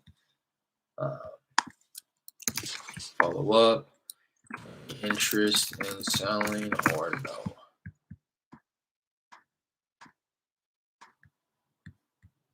So if I follow up in a month, at that point, it would have been 2 months from the time where he said that he wants to sell in 3 months. So maybe he will have sat in his sorrow for long enough.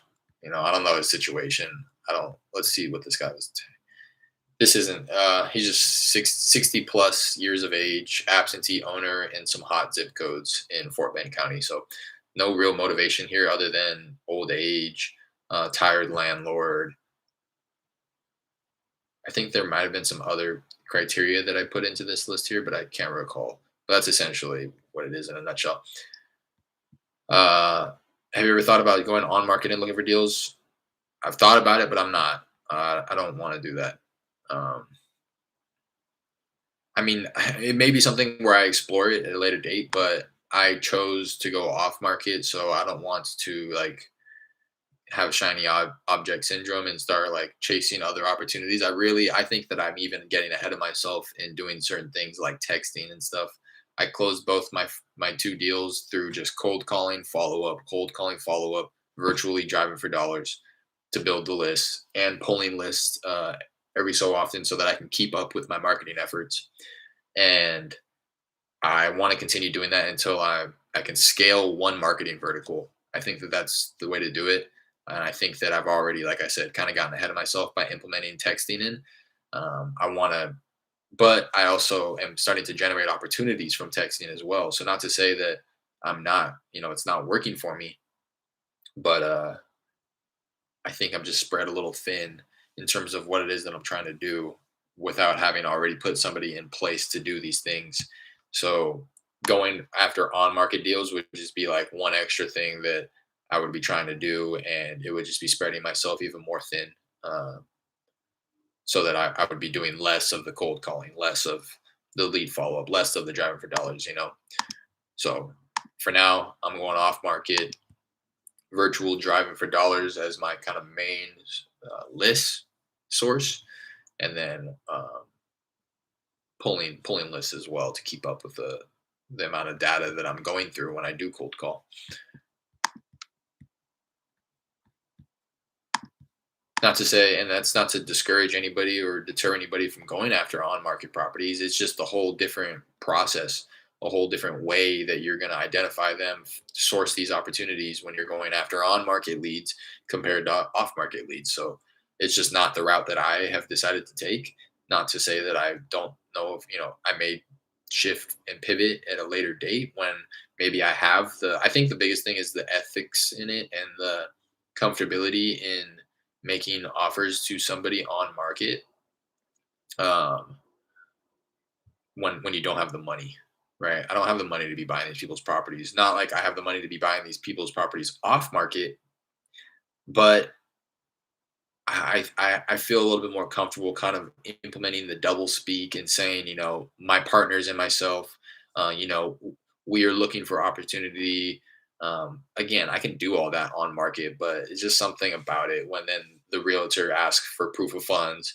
Um, and then I have proof of funds, like now that I have these proof of funds, maybe it's something that I explore or what have you. But until I start, closing some deals, double closing, using transactional funding, maybe raising some private money or just doing something at a little bit more of a higher caliber, well, I don't think until then I'm going to go after on market properties. But it's definitely been on my mind, uh, Don. Especially nowadays when I've been dealing with these leads, especially this guy out in Austin. I've implemented the Texas real estate commission contract. That's likely going to be the one that I'm going to send him, which is what the agents use out there. Which is one of the other factors that I kind of didn't want to move towards on market is because they do everything by the books, and that was intimidating to me in the beginning, and it pretty much still is a little bit intimidating, to be honest. I don't want to try to come across as somebody who I'm not. Me and my partner talked about this at one point when he was still working with me. At one point in the conversation, in some of these leads in the past, we used to just tell them, "Hey, look, I get it. You don't want to come any lower than this price, where we're just like so far off in price. Um, I get it. If you'd like, you know, it may not be something that we would be interested in, but that doesn't mean that we wouldn't be able to find a buyer for you in our internal network here. If that's something that you're willing to explore, we can lock it up under contract and we can kind of shop it around in our inner network and just that's pretty much what wholesaling is, right? Just be telling them that. Um, I don't have a problem with doing that, to be honest. So, but you're not saying that to a realtor for on market properties, you know they're not going for that. Just got to know how to talk to agents. Yeah, exactly. And that's another thing. I feel comfortable and confident talking to them, but I don't feel comfortable and confident talking my way around the fact that I'm not the person who's buying the property. We hear what's going on. Hopefully that makes sense. Hop back on the dialer real quick. This is something else that I want to do. I kind of want to, hop on the dialer, hop off, make some follow up calls, hop back on the dialer, just to kind of shake it up and keep me on my toes. Switch lists, dial this list, dial this list. I know Brent Daniel says that when he was dialing, he used to switch lists like every 15 minutes just to keep him on his toes, keep it fresh.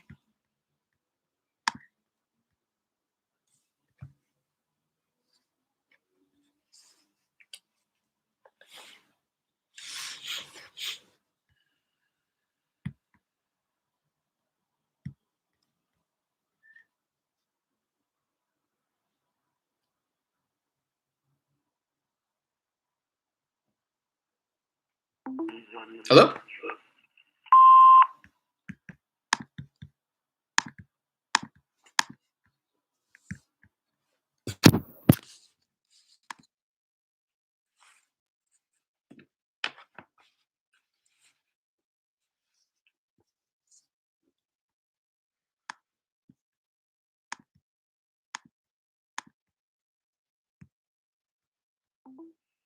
Hello? Hello? Hi, Mr. Allen. Yes. Hey, how's it going? This is Derek. Sorry, I know this is a bit random, but I was calling about a property I believe you own on Ward Street. I don't think he's interested.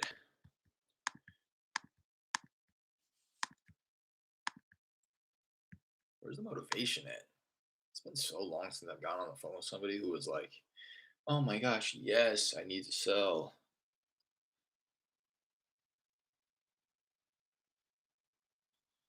Read a quote the other day. It says, the best privilege in life is helping someone in need. I think I agree. Been trying to bring that energy into my dialing sessions, hoping to attract somebody who could use my help.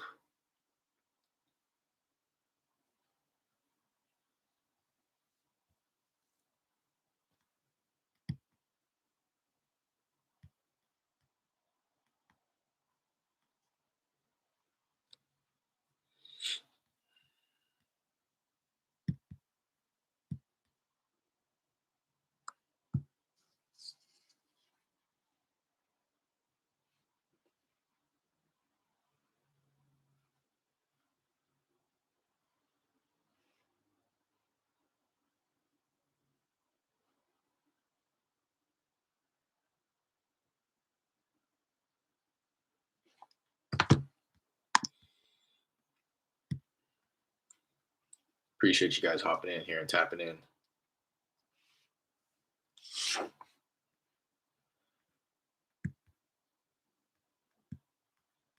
How's everybody doing? Contract.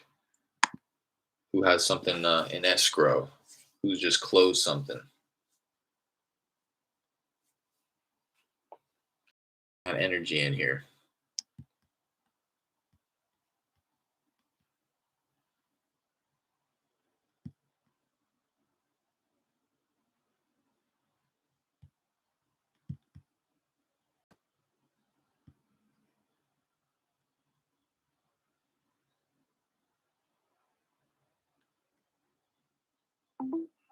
Hello? Man.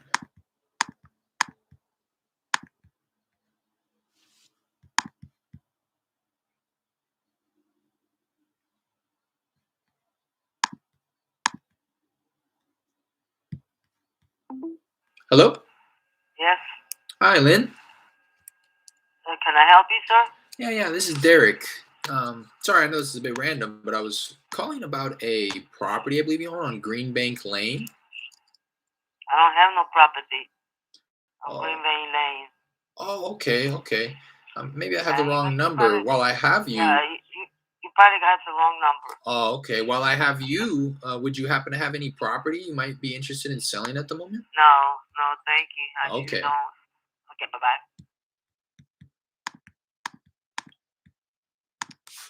What's up, Derek?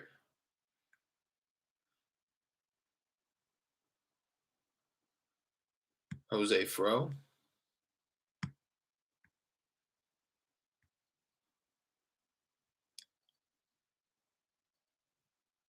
What's up, Jose? How you living? How you feeling?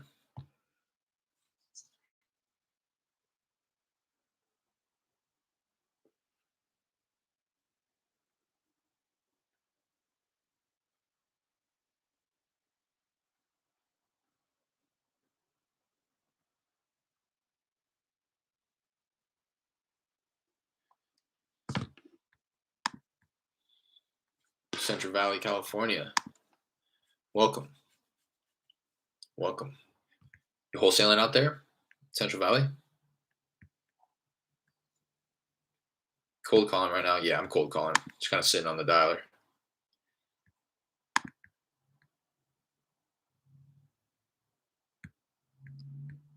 Went through my follow-ups for the day on my texting platform. Have a lot of follow-ups that I can go through on my dialer, but just want to make sure that I get a little bit of dialing in on the cold call side of things as opposed to just the follow-ups, just to be generating those new leads. Trying to stress the importance of that as well for myself is just constantly be bringing in new opportunity. That generally speaking, I just want to not. I think the best way to say it is like put all my eggs in one basket.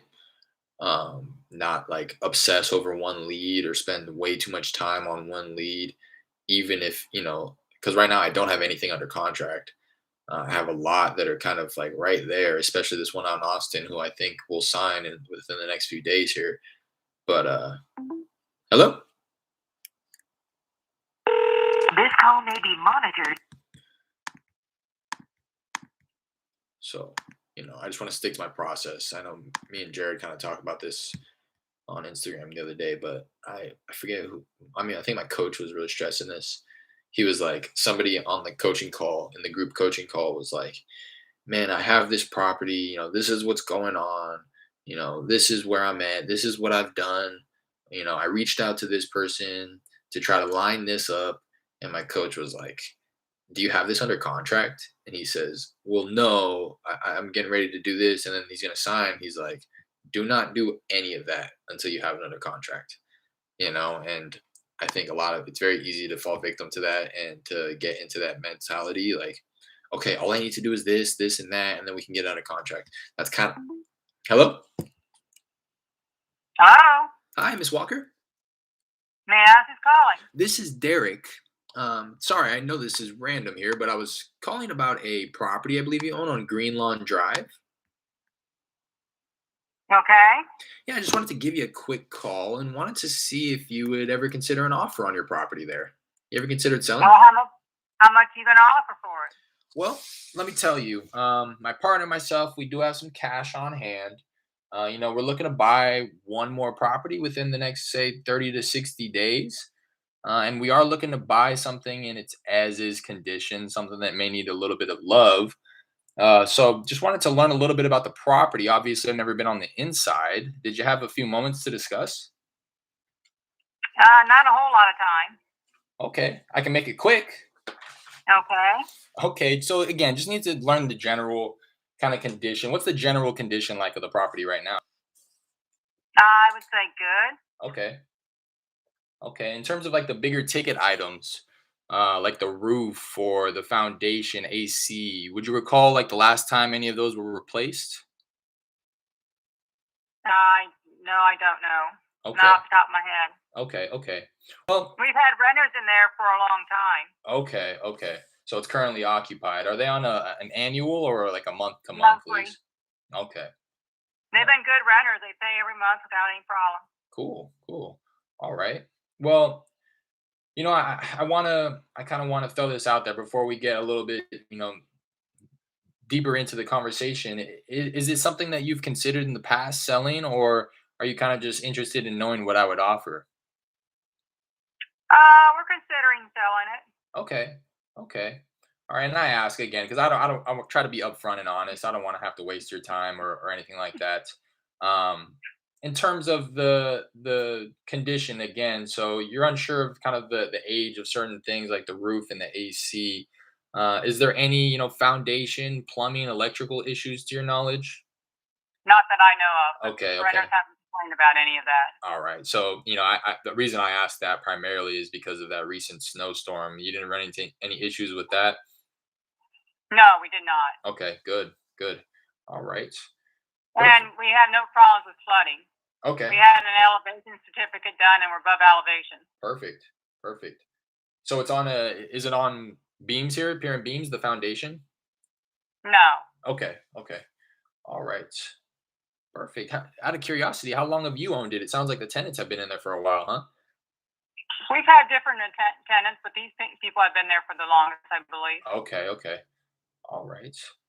Perfect. Well, Again, I'm kind of just out of curiosity. Is there a specific reason that you're looking to sell? Good time to sell. Yeah, I hear that. And that's why again, why I ask, just to be frank, we are looking for something, like I said, that needs a little bit of love, something that we can come in and buy as is so that we can kind of do some value adds to force appreciation ourselves.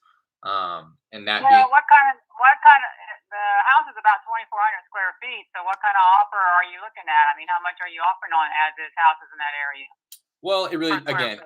it really does depend. Honestly, it differs from subdivision to subdivision. So what I'd like to do, if it's all right with you, is follow up. I'd like to, because I don't want to throw a number out there that I wouldn't be able to honor, and pretty much it. I wouldn't want to throw Well, a number out there that I I'm wouldn't. not saying I'm not putting you down. I'm just asking what kind of range are you guys looking at? Yeah.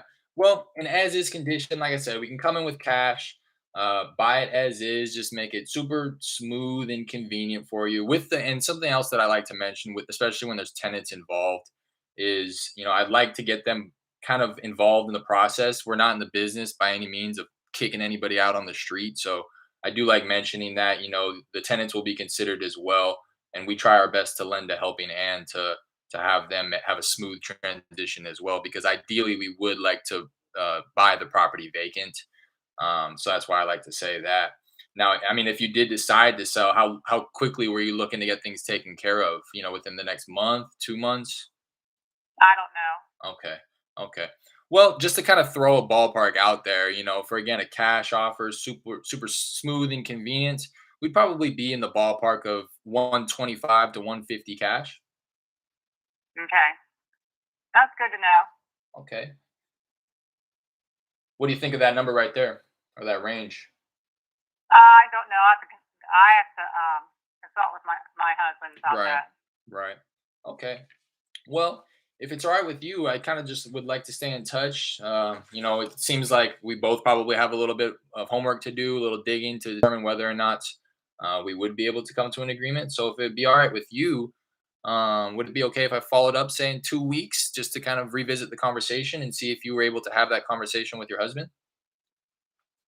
How about I give you a call if we're interested? Okay, that sounds good. This is my direct line, so you can feel free to reach out whenever. Okay, thank you for calling. All right, I appreciate your time. Bye. I know. She wasn't motivated. That's kind of why I wanted to. I'm gonna follow up with her though.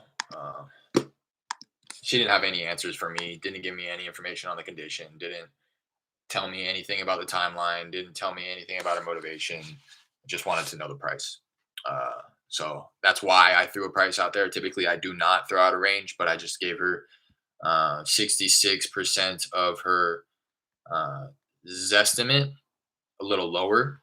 66% of her Zestimate is 155. Her Zestimate is 236. I'm sure that I would be able to come in much higher than that. To be honest, if her ARV was like 250, I would be able to come in probably around. Well, no, probably not. That's probably exactly where I would need to be, about 145 if it was like an average repair. If it was just cosmetic, I may be able to get away with coming up upwards of 165. So I definitely took a step back just in case she did respond favorably so that I can work my way up. But she's not interested. I'm not going to follow up with her.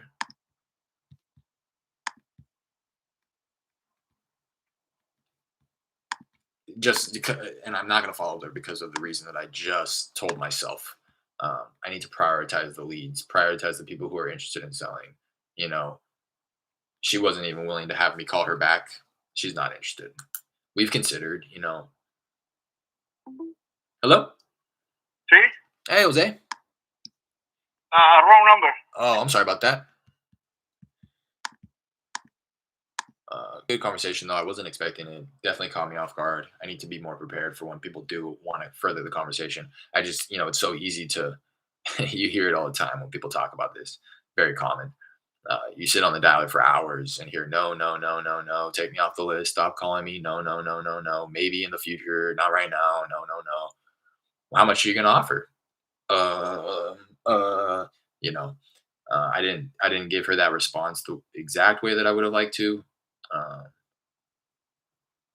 you know, but I think I got the gist of it out. But still, I need to be better prepared for when somebody is wanting to further that conversation. I almost need to expect that they're wanting to further the conversation. Otherwise, why am I calling in the first place? Why am I dialing at all? If I'm not expecting somebody to pick up and say, "Yeah, I want to sell," then there's no point in me dialing it at all. Um, so I don't want to beat myself up about that, but I definitely little learning lesson for myself. I just need to be better prepared for when somebody wants to says yes, or when somebody says, "Yeah, how much?" Well, I did want to let you know. You know, let me tell you. My partner and myself, we do have some cash on hand. Uh, hello, hello. Hello. Hi, Miss Cress. Yes. Hi, this is Derek. Uh, Sorry, I know this is a bit random, but I was calling about a property I believe you own on Fox Crossing Lane. I just got a call from you guys. The property is not for sale. Oh, okay, okay. Would you please take my name off your list? Will do, ma'am. I appreciate you taking the call. Thank you. Bye now. Bye bye.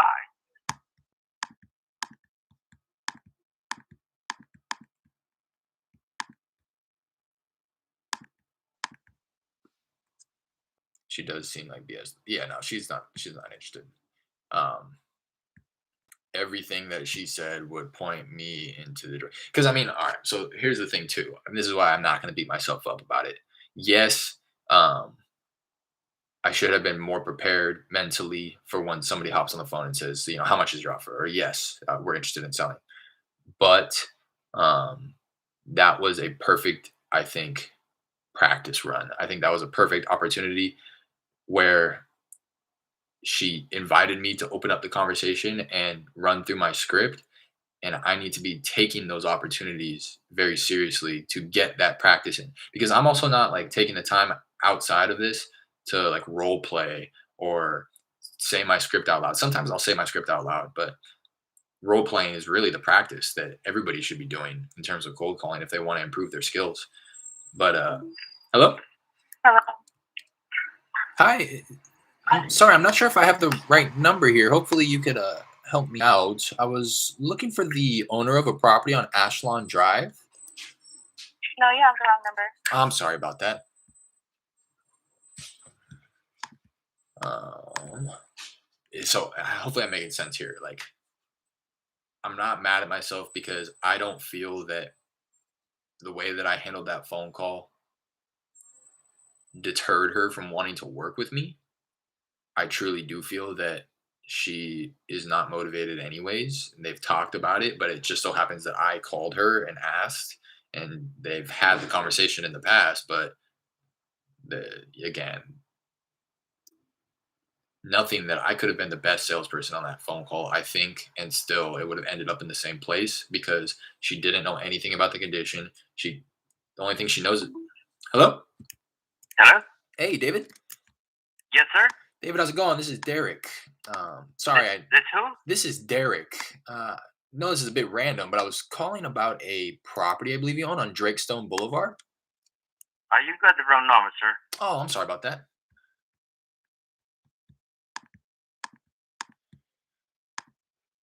But again, although I don't think that even the best salesperson could have, well, that's not true. I think maybe the best salesperson could have at least dug some more information out of her, but I don't think that they could have dug enough information. Hello, good afternoon. Cheaton West, this is I. Can I help you? Hi, I'm sorry. I think I dialed the wrong number here. Okay, sir.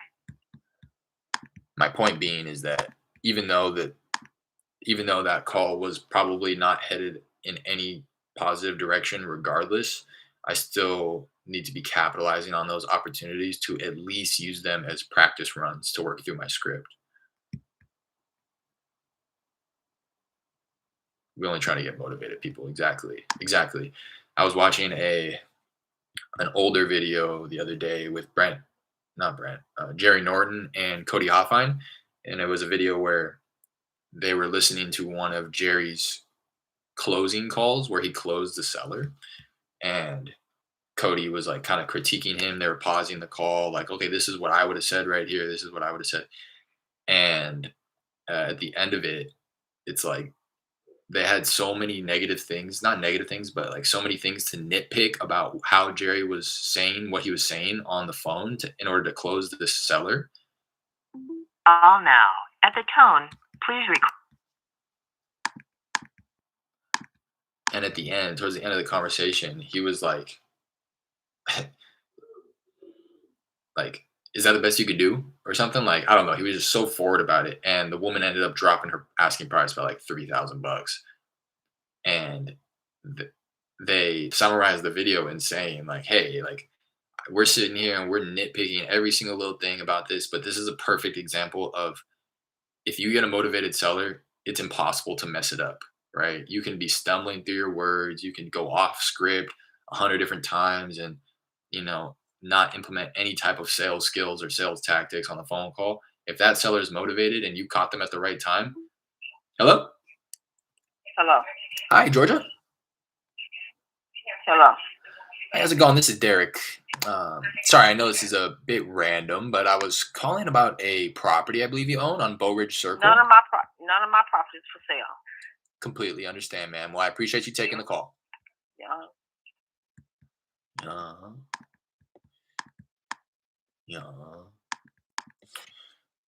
Yeah. The point of the whole my little rant right there was the point of their summary was that you could mess up so bad on the phone, but if that seller's motivated, it's impossible to mess up, right?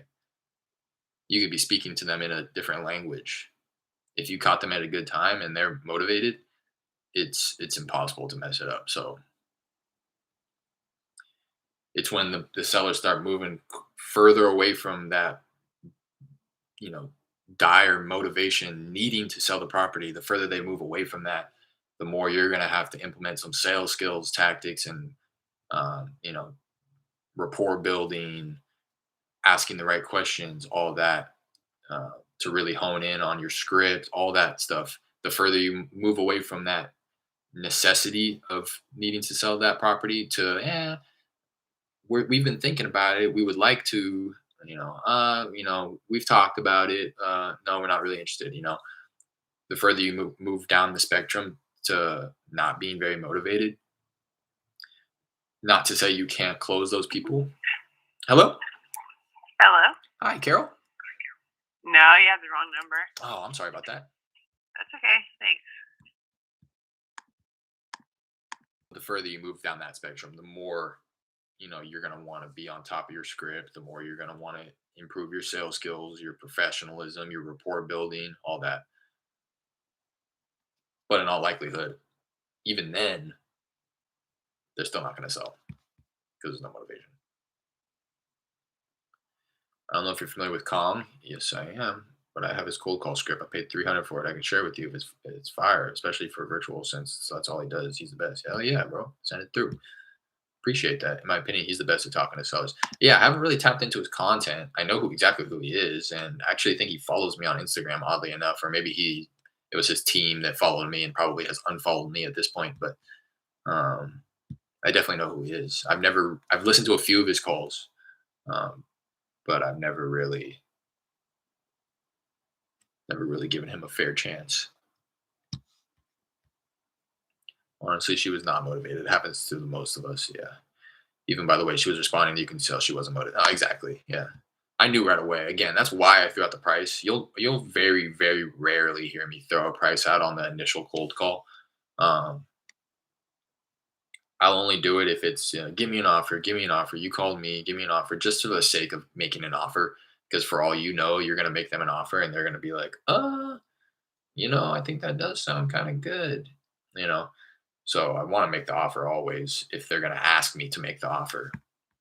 But I try to withhold the offer until I can gather as much information as possible. But in this case, there was no information to gather. She couldn't answer any of my questions. So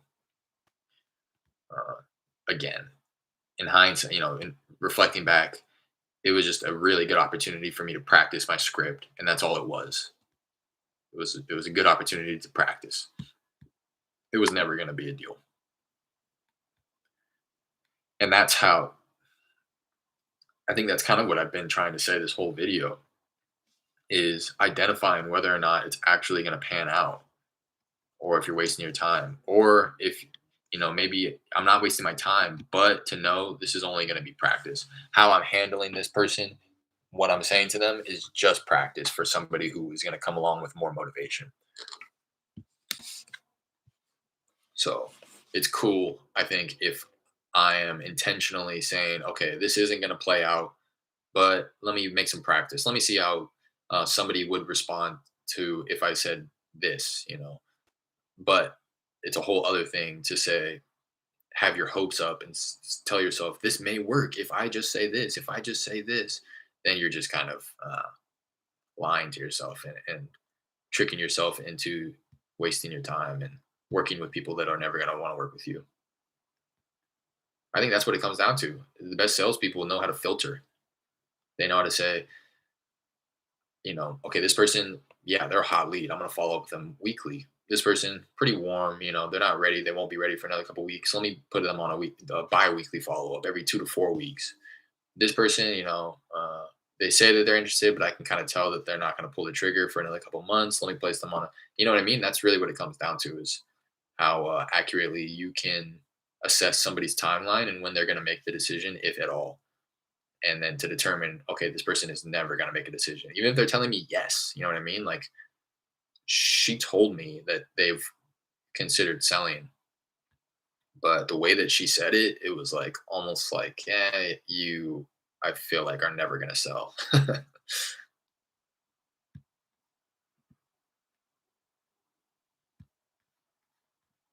Script is fire. It's a whole Dropbox has contracts, live seller calls, offer script, and cold calling script and objections. Damn, that's what's up.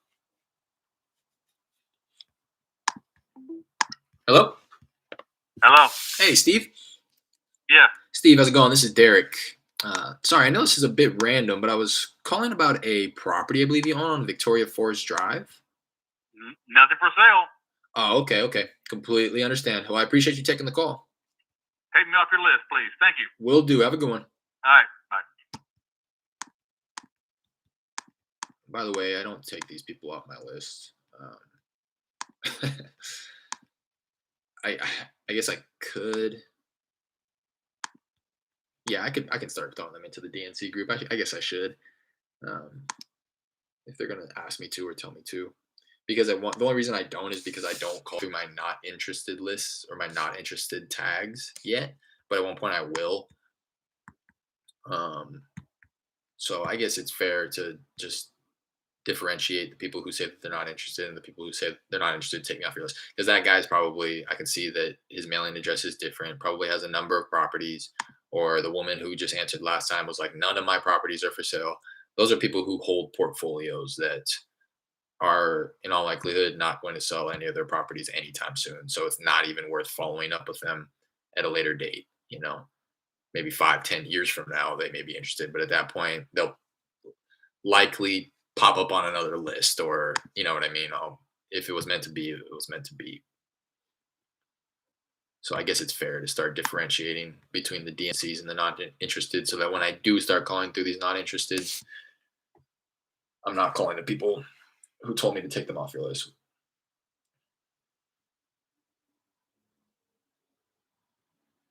Oh, see, this guy just texted me back. The one who was like, we're trying to get the renters out to determine what. Hello? Hello. Hi, is this Mr. Enciso? What's calling? This is Derek. Sorry, I know this is a bit random, but I was calling about a property I believe you own on South Circle Drive. Oh, no. It's not for sale. Oh, okay. Completely understand. While I have you, would you have... but this gentleman just texted me back and was telling me... so he was trying to get the renters out, and he was trying to sell by the end of January. And I've been following up with him every couple of weeks. He stopped texting me back, although he was very honest with. This is the gentleman who was like, I'm gonna be honest with you, Derek. I'm an investor. We're gonna go with the highest and best bidder. I don't know if you're still interested in it because of that, but feel free to reach out and continue the conversation if you are. And I was like, yeah, I'm down to check it out and stay in the loop. But then and he was texting me back like all the time, and then he stopped texting me. So I texted him this morning and I said,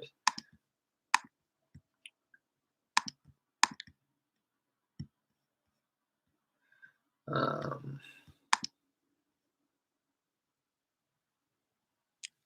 why is it not popping up? It popped up on my phone.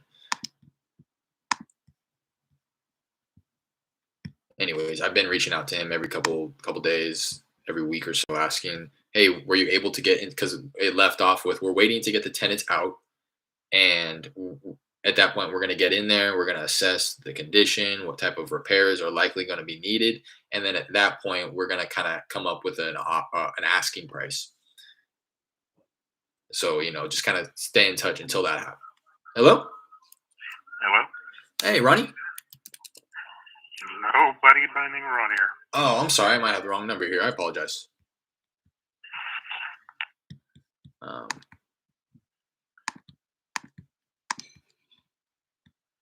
So I texted, rounding back, just seeing if you had a chance to check out the current condition of the place. And he finally texted me back saying, "We're in the process of getting the renters to vacate the property, and all communication from them is down now." Shake my head. That's why you got to sell as is and get the tenants in the loop. You can't just be kicking them out. Or else you run into these squatting situations.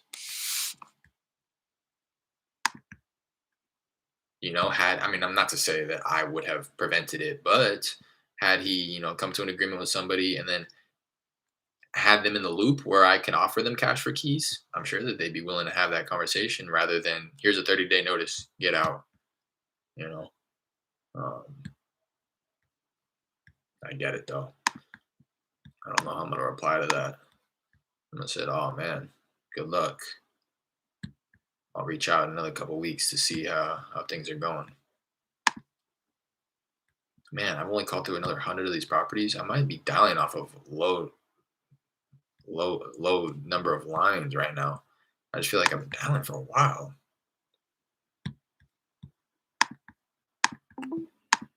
Hello? Hello? Hi, Miss James. Yeah? Hi, how's it going? This is Derek. Sorry, I know this is a bit random here, but I was calling about a property I believe you own on Shirley Street. Yeah, I just wanted to give you a quick call and wanted to see if you'd ever consider an offer on your property there. You ever considered selling? No. No, okay.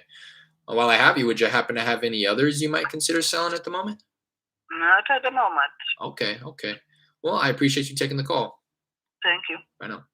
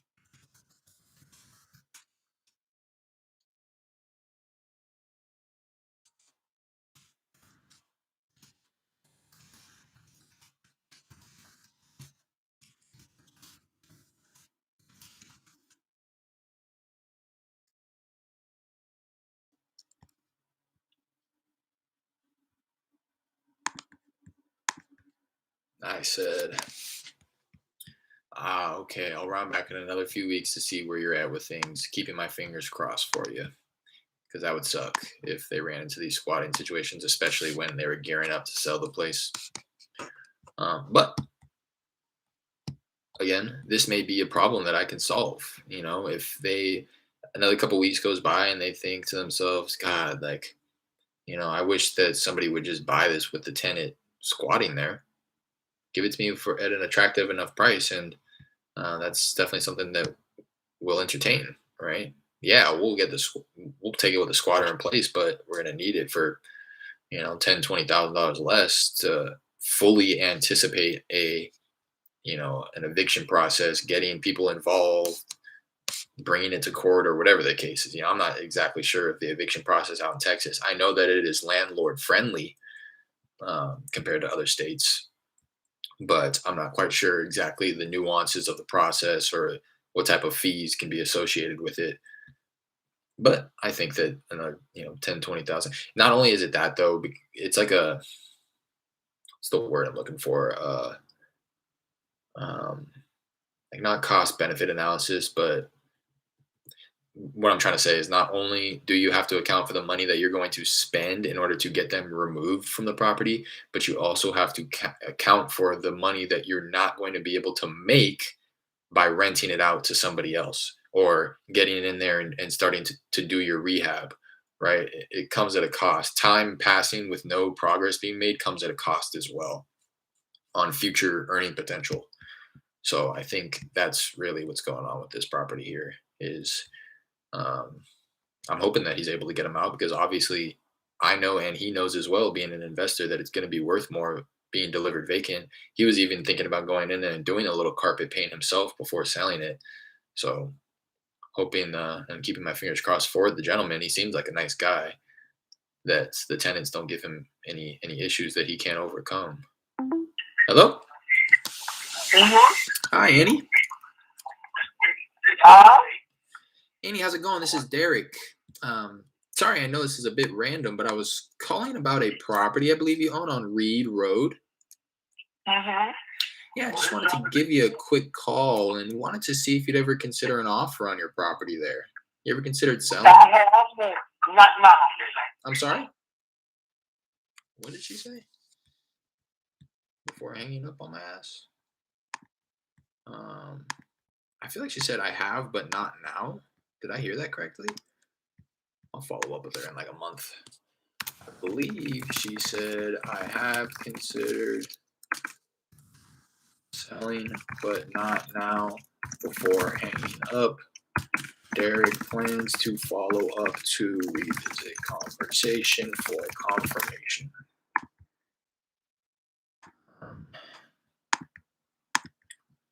Follow up.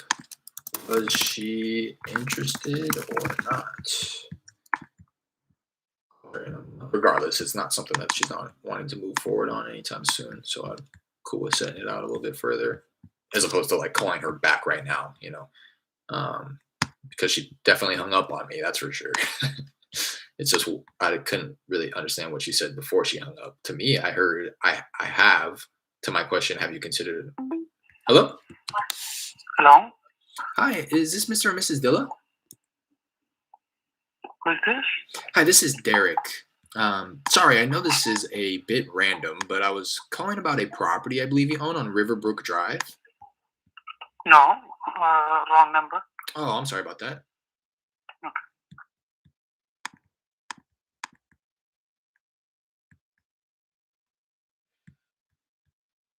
All right. Catching a little momentum here now. Appreciate you guys in here tapping in. Do me a favor, if you haven't already, hit that like button and subscribe if you haven't already and you're enjoying the content. I try to go live once a day, Monday through Friday.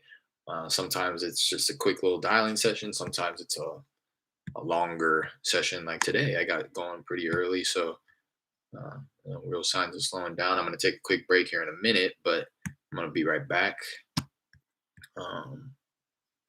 Yeah, try to go live once a day, Monday through Friday, sometimes Saturday as well. And if you're interested in kind of continuing the conversation and joining a little bit of a community, hit the link in the bio link in the description for the Discord group that we had just created. Starting to get a few people trickling in there. Just a way for us all to stay connected while I'm not streaming. Have you guys be able to network with each other. I'm in there as well. All of us be able to network with each other, answer each other's questions. And I want to start getting some resources up there for you guys as well. Some stuff that I use in my business and stuff that I think that you would benefit from. So the link's in the description if you want to join. And like I said, just kind of continue that conversation once the streams are over. Jose, yes, I'm out here wholesaling part-time. Central California, right? I think you just mentioned that. The other day I lost the deal because I took too long comping. How? So you took too long comping, but you lost it. Did somebody else lock it up? I'm interested to hear a little bit more about that, Jose. How did you lose it? Did somebody else swoop in and make the offer before you did, or did the seller like get upset that you didn't have an offer as quickly as they'd like? How did you lose the deal? It's 2:30 p.m. Going to start dialing about time to get cussed out. Wish me luck. Hello? Hello? Hi, Catherine.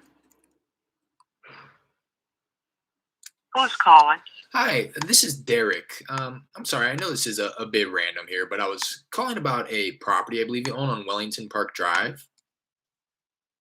I don't own anything there anymore. I sold it all. Ah, okay, okay. All right. While I have you, would you happen to have any others you might consider selling at the moment? No, I don't have any left. Okay. All right. Well, I appreciate you taking the call.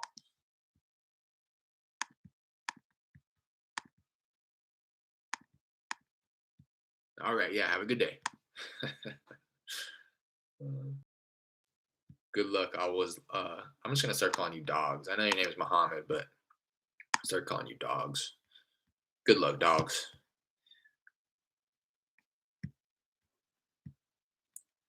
Don't just assume that you're gonna get cussed out. Go into your session assuming that you're gonna get somebody who needs your help.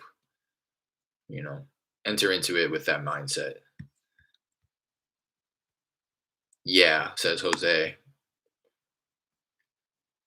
I don't remember what my question was. Yeah, yeah, somebody else beat you to it, I think is what I had asked. Yeah, that's why those quick comps make a difference. I've felt pretty confident and comfortable with my process with PropStream, being able to run some quick comps while I was pre-qualifying people to at least know where I would need to be. So like on that last phone call with that woman who just wanted an offer, give me an offer or whatever, you know, and wasn't highly motivated, I would have liked to at least ran some quick comps. I think that I even back in when PropStream had that data, I think I would have been able to come up with a better idea of where I would need to be in terms of price range. Hello? Hi, Sterling Real Estate Group. How can I help you? Hi, I'm so sorry. I think I dialed the wrong number here. Not a problem. Have a good day. You too. Bye-bye.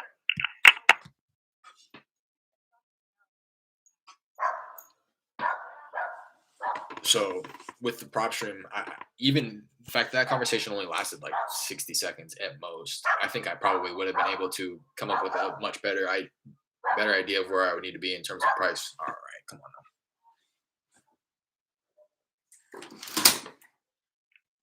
now. But now it's like I'm pretty much operating under the assumption that I'm going to try to schedule a follow-up call. Pre-qualify and say, hey, I'd love to run the numbers. Can I call you back in a little bit? Stop, man.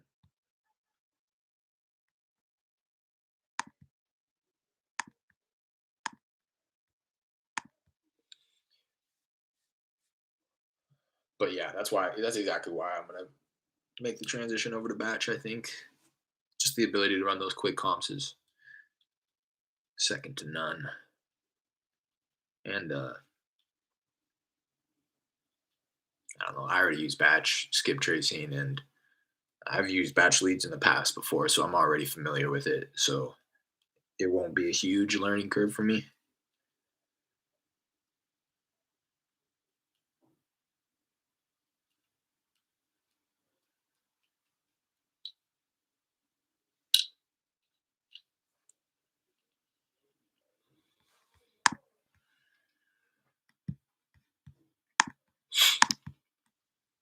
Dialed through, I think maybe 250 properties so far today, on top of those follow-ups that we made.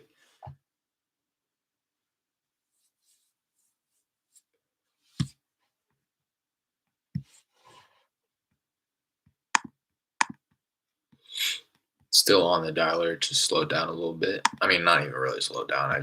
I feel like we were hitting a rhythm for a little bit. And it'll happen. That's what I'm finding. It'll happen is you talk to 10 people back to back within 10 minutes, and then 10 minutes goes by and without you talking to anybody. So back in the, hello? Back in the past, I used to try to occupy my time with something else, but then it's like the attention gets shifted away from the actual dialing, and then you end up losing conversation opportunities because you weren't right there at the very second they answered, especially with call tools. I don't know if I just mentioned that, but especially with call tools, with the predictive dialer, the fact that I'm not there right when they're picking up the phone and they've likely already been on the phone for a few seconds by the time I get connected, I need to be like prepared right then to start the conversation, as opposed to like I used to like play little phone games or something just to pass the time. I mean, and it definitely helped. I would feel a lot more motivated, I guess, to like call for hours as opposed to like short little spurts. Um, but I think that I operate a little bit more efficiently and professionally when I am 100% locked in, full attention.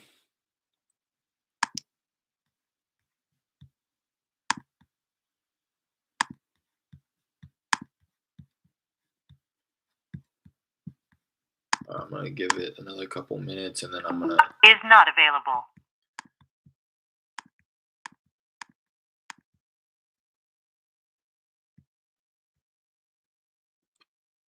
switch the list. That's what I was getting ready to say.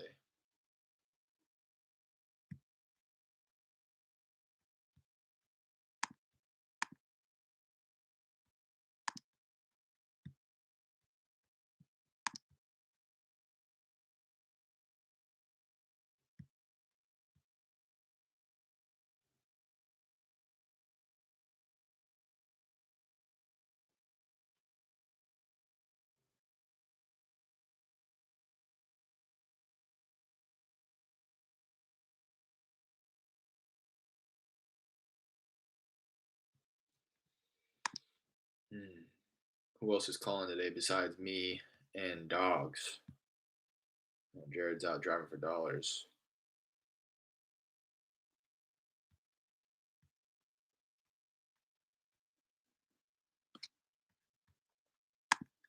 Anybody else putting up those stats, running the numbers up, getting the marketing out there? Doesn't have to be calls. I just assume that that's what everybody's doing because, in my opinion, that's the best way to get it straight to the point. But anybody sending out mailers, putting up bandit signs, running PPC ads, let me know. What's everybody doing today? What's the lead gen looking like?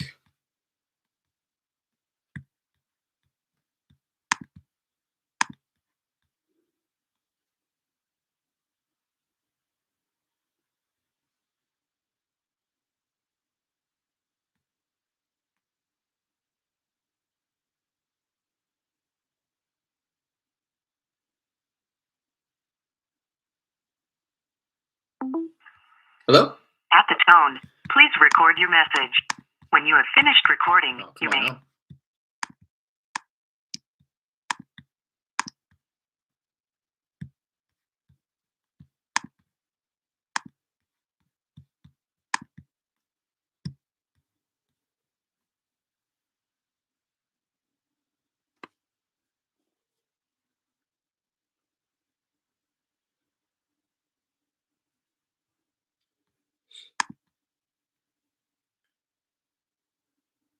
Oh yeah, there you go, Jared. I seen that on Instagram. That's what's up. Definitely keeps you preoccupied. For anybody who's not in the chat, he says that he makes wire jewelry, so I do that while keeping me occupied. While calling, it keeps me occupied. Yeah, that's what's up.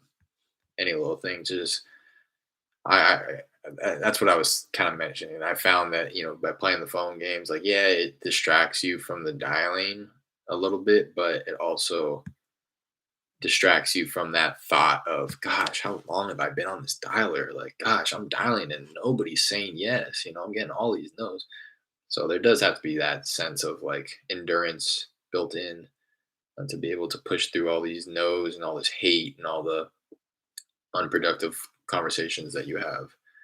And by doing something else, it definitely helps. But know that it comes at a cost. I mean, it depends on what dialer you're using, how you're marketing and stuff. But um, yeah, I think that's perfect, Jared. Just doing a little something with your hands, not really, looking right up.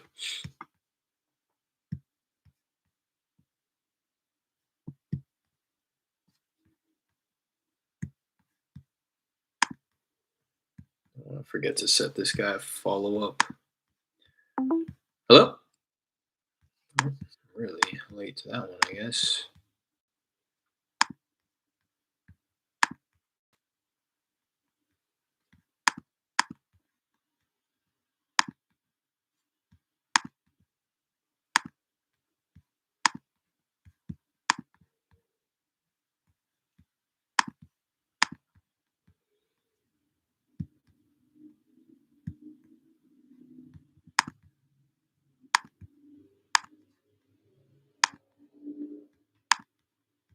All right, let me hop off there real quick.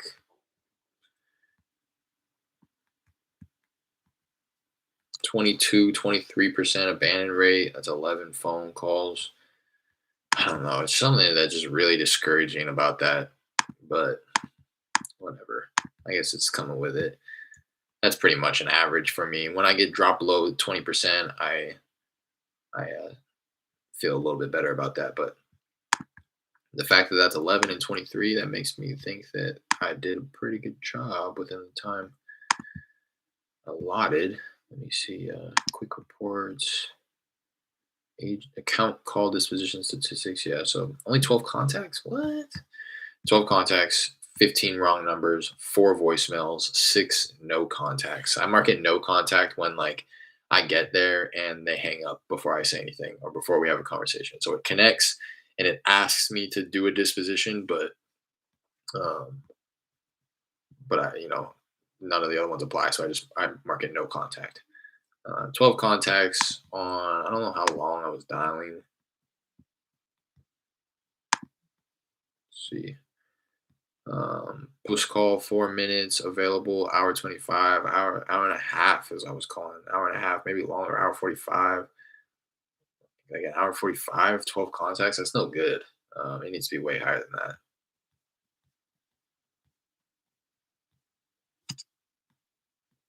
Way higher than that. Granted, I am calling through these lists. The list that I was just calling through was the first mobile number associated with it was removed. So a lot of these numbers probably aren't the number in which I'm going to be getting a hold of them at. But I don't know. If you know my process, you know that I've kind of gone in a roundabout way of making sure that I'm still making good use of my time. See, and then it just went to 12. I hate this dialer, man. I need to go to batch dialer and just go full batch. What happens with call tools is you'll exit the campaign, but the dials that are still happening, the numbers that are still being dialed will go through. So when I just told you that 11 were abandoned, I just went to another tab and jump back over, and now it's 12 because the way that I see it is that it continued to dial, and I wasn't there obviously to answer the phone call. So I don't know, Tribby dialer, but yeah. So I've already texted. I've already extracted the first mobile number when I skip trace with batch skip tracing. Link in the description. When I use batch skip tracing to skip trace, it'll kick back up to 10 phone numbers, 3 emails, and all the other information pertaining to the property. I will then extract the first mobile number associated with the properties and pull those mobile numbers and put it into my texting platform. I will then text those numbers. And for anybody who says no, and I'm sure that it is the right person, they'll say something along the lines of, we're not selling that property. No, we're not interested in selling that property. And we get texts about that property all the time and we're not selling it, just so that I know, okay, yeah, that is the person. Then I'll go over to my dialer and I'll remove them from the campaigns. They're in my dialer with the next 2 to 3 numbers. So that mobile number that I pulled and put into my texting platform is not in my dialer, right? So I can call on my dialer in confidence that I'm not calling a number that I just texted and somebody just texted me saying no, right? So even when somebody texts me and says no on the mobile number, as long as I'm sure that that is the right person, I will then go remove them from my dialing campaign, remove the other numbers from the dialing campaign, because I don't even want to waste my time calling the other numbers associated with that property if I just got a hold of them through text and they told me no. Then for all the people who make it through my initial drip campaign, texting, they get texted and ring those voicemails over the course of 20 days. So if 20 days passes and nobody responds to that text, I then bring those mobile phone numbers and I put it into a new campaign in my call tools dialer that's titled No SMS Response. So these are people who have either gone all the way through. What's that? Sure. So that's my process. That's how I'm doing things.